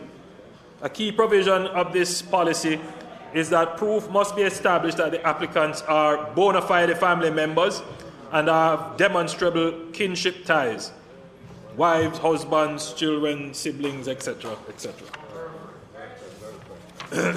Well, Julian, how we behave yourself? How we behave yourself?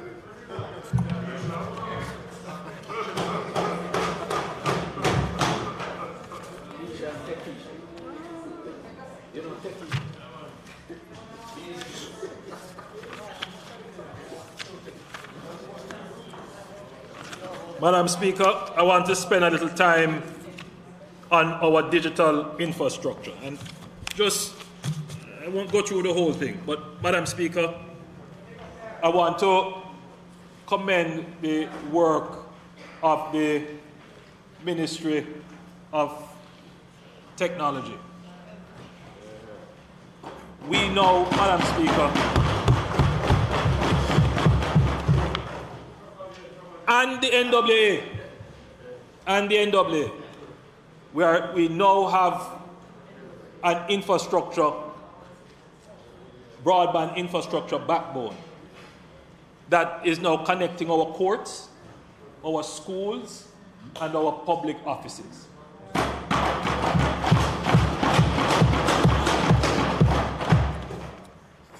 Madam Speaker, we are ready for the needs.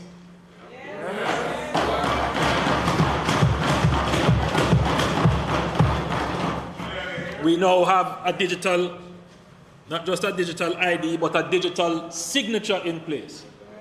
So you are able now to verify transactions. And that is a big step for us, Madam Speaker, in becoming a digital society. The Minister of Finance demonstrated how the new digital currency can be used. Madam Speaker, the critical thing here is that as we increase our digital footprint in, for example, a digital currency and other digital services.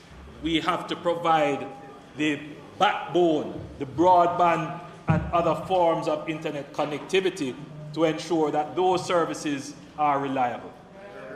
And the health information system. Madam Speaker, we are doing that, and it is moving along quite well. Jamaica will become a digital society. Madam Speaker, as we continue to sow seeds of peace, opportunity, and prosperity, we are acutely aware that we will be unable to achieve those goals without partnership. That is why I have prioritized the National Partnership Council and will be taking steps this year to strengthen the Council and continue to work to build consensus around critical areas that affect our country. I have tasked Minister Without Mask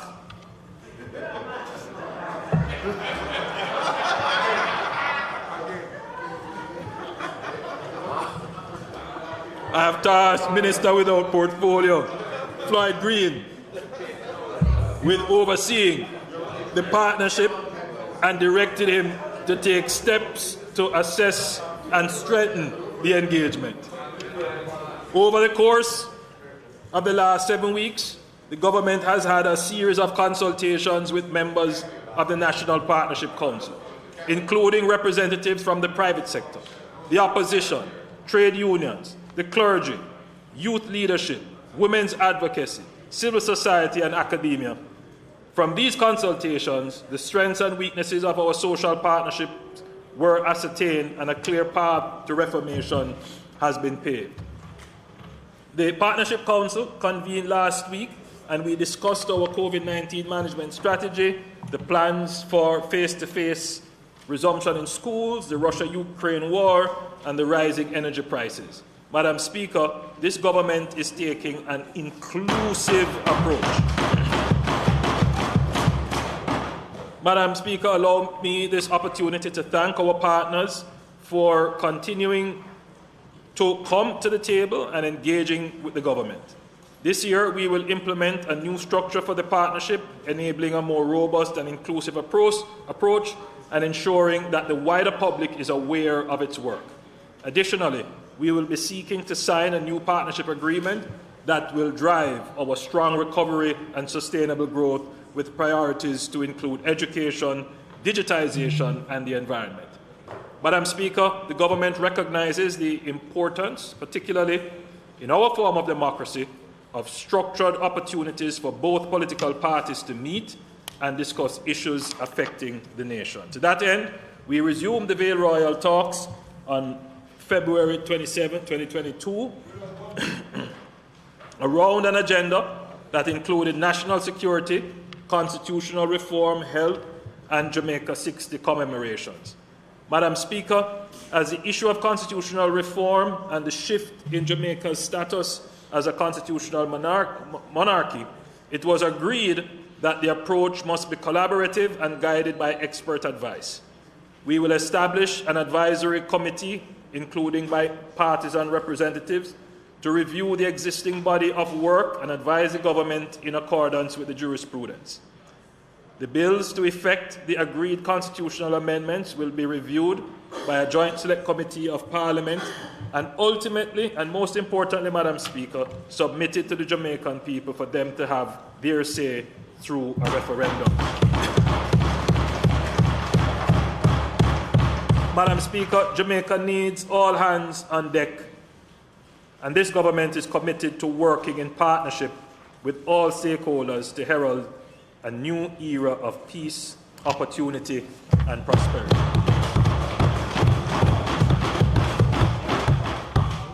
Madam Speaker, as I close, we are commissioning a refresh of our currency, of our banknotes.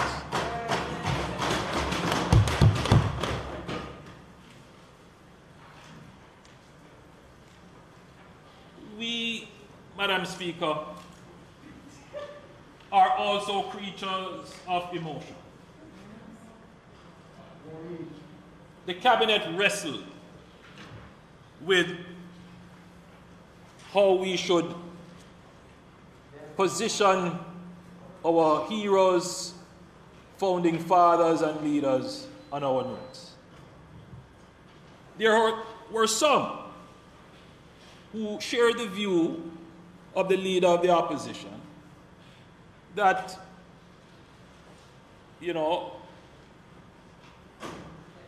Mr. Siaga should get his own note, and Michael Manley should get his own note. There are some, Madam Speaker, who looked at it and said, well, I agree with that position, but then if you did it that way, who would get left off? Who would not get on? But the cabinet, having wrestled with it, decided that these decisions should not be for political benefit.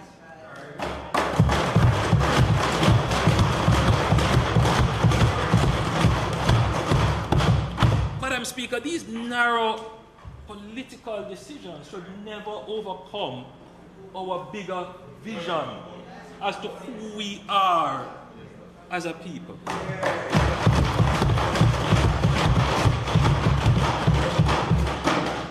The leader of the opposition rose and gave a presentation which harkened back to the days which we would soon forget.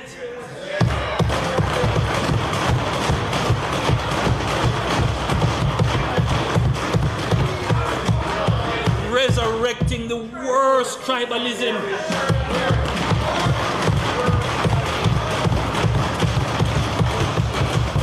Worst tribalism. Madam Speaker, I could stand here and draw all kinds of accusations about the 70s. I could, our history on those things are well documented, but Madam Speaker, I don't see myself in that light. My role, Madam Speaker, is to learn from the past and don't make those mistakes again. My role, Madam Speaker,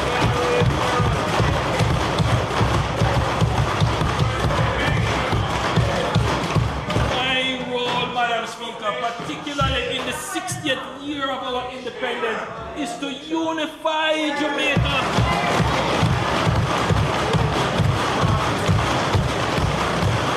Rise above the petty politics.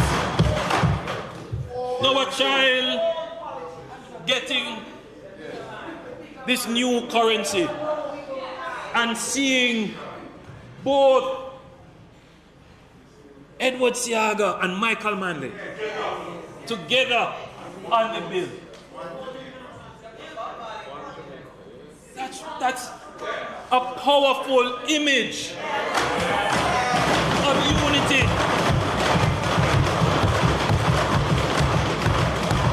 It is a change in the tribal mindset. So I was disappointed but not surprised.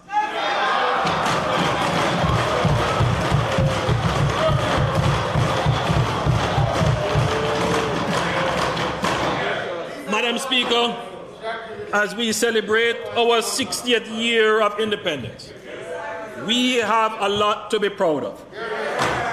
Jamaica is one of the oldest democracies in the world. You knew that? In fact, Jamaica is the oldest black democracy in the world. Yes. So as we celebrate our 60th year as an independent state, we also celebrate with pride 78 years of being a democratic nation as marked by universal adult support.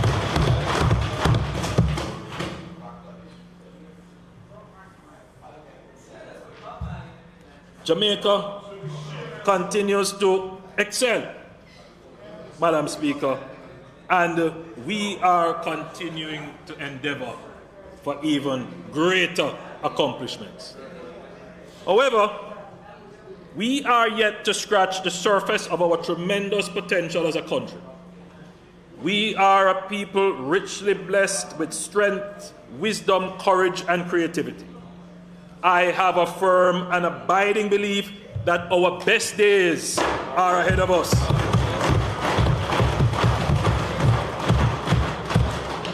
Though the road may be rocky and the hill steep, I have unshakable faith in the goodness of my country and countrymen and the resilience of my people.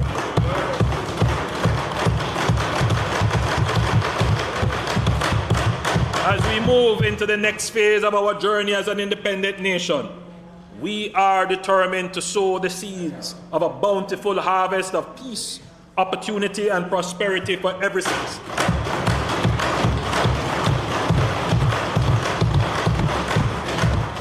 I am inspired every day by Jamaicans who commit their talent, strength, integrity, and wisdom to building our Jamaica, the Jamaica we all want, the Jamaica we all deserve.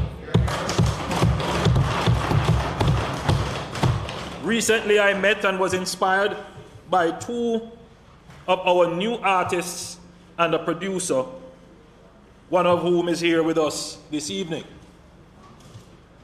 I met a young man who goes by the name of Yaxter.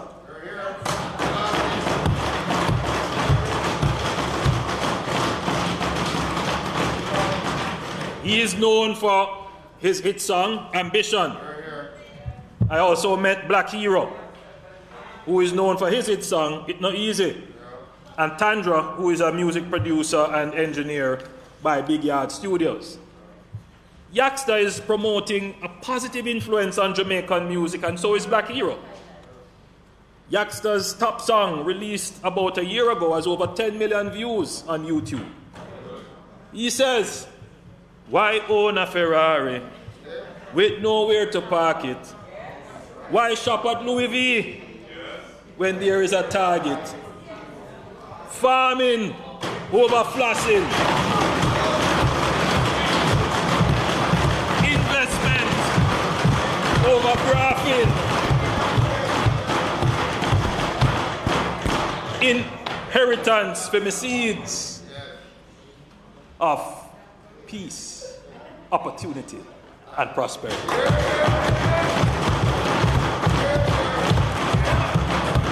This is a positive message that can inspire a nation and guide us in our personal affairs in navigating these difficult times of crises, uncertainties, inflation, and goods shortages. It speaks to a practical pro-growth, pro-social, wealth creation, self-reliance ethos that all our young people need to have in these difficult times. These are the messages that we must promote as we seek to define ourselves as a people, not messages about who is on which bill and dividing us. These are the messages we must say.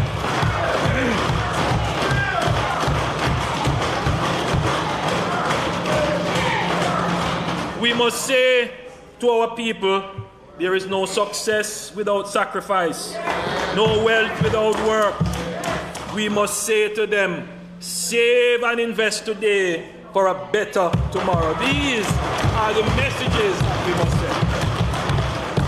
Madam Speaker, this government has an ambitious vision of peace, opportunity, and prosperity for Jamaica. And we are sowing the seeds today to achieve that vision for all Jamaicans. Our best days are ahead of us. In 1935, our founding father, Sir Alexander Bustamante, was clear in his commitment to the people of Jamaica. I leave you with his words. Be not afraid. Do your duty towards your countrymen, towards humanity. They will thank you, at least in silence. And at the right time, when the good Lord sees fit, he will bless you, even though you might not be aware of it.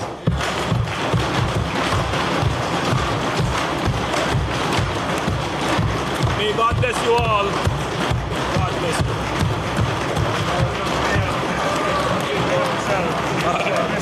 Big up yourself.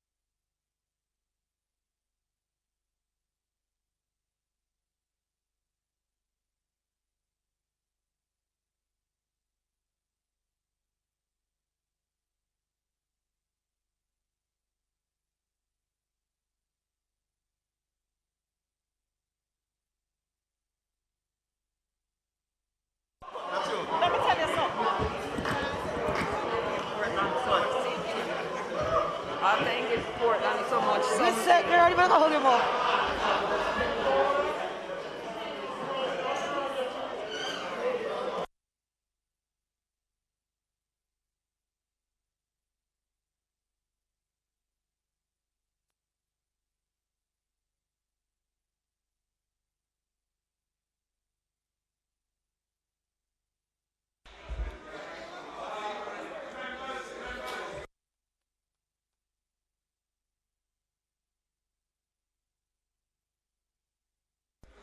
Members of the House, we have not adjourned.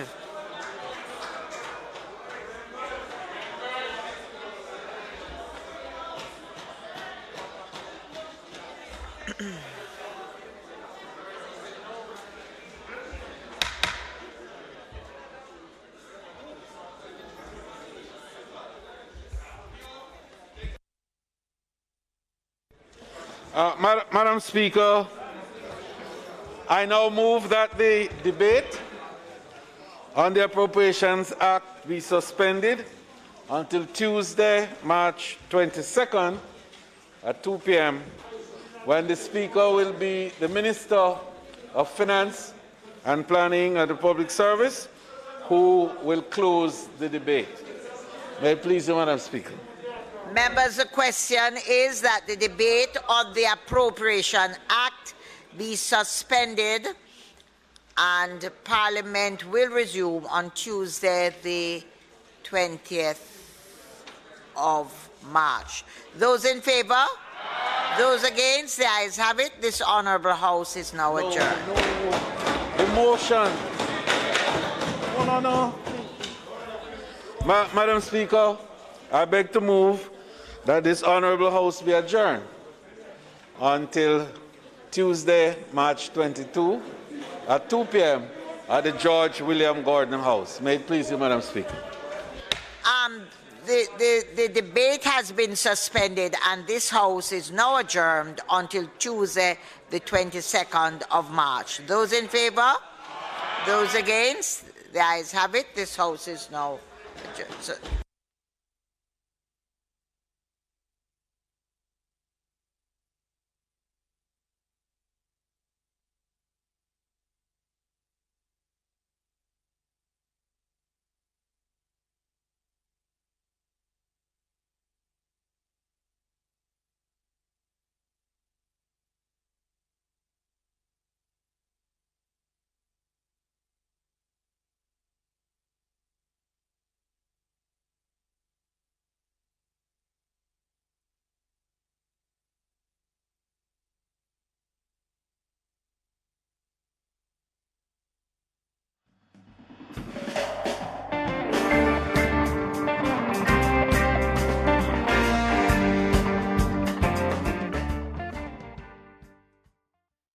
Watch the Budget Debates 2022 on PBCJ. Find out how your tax dollars are being spent.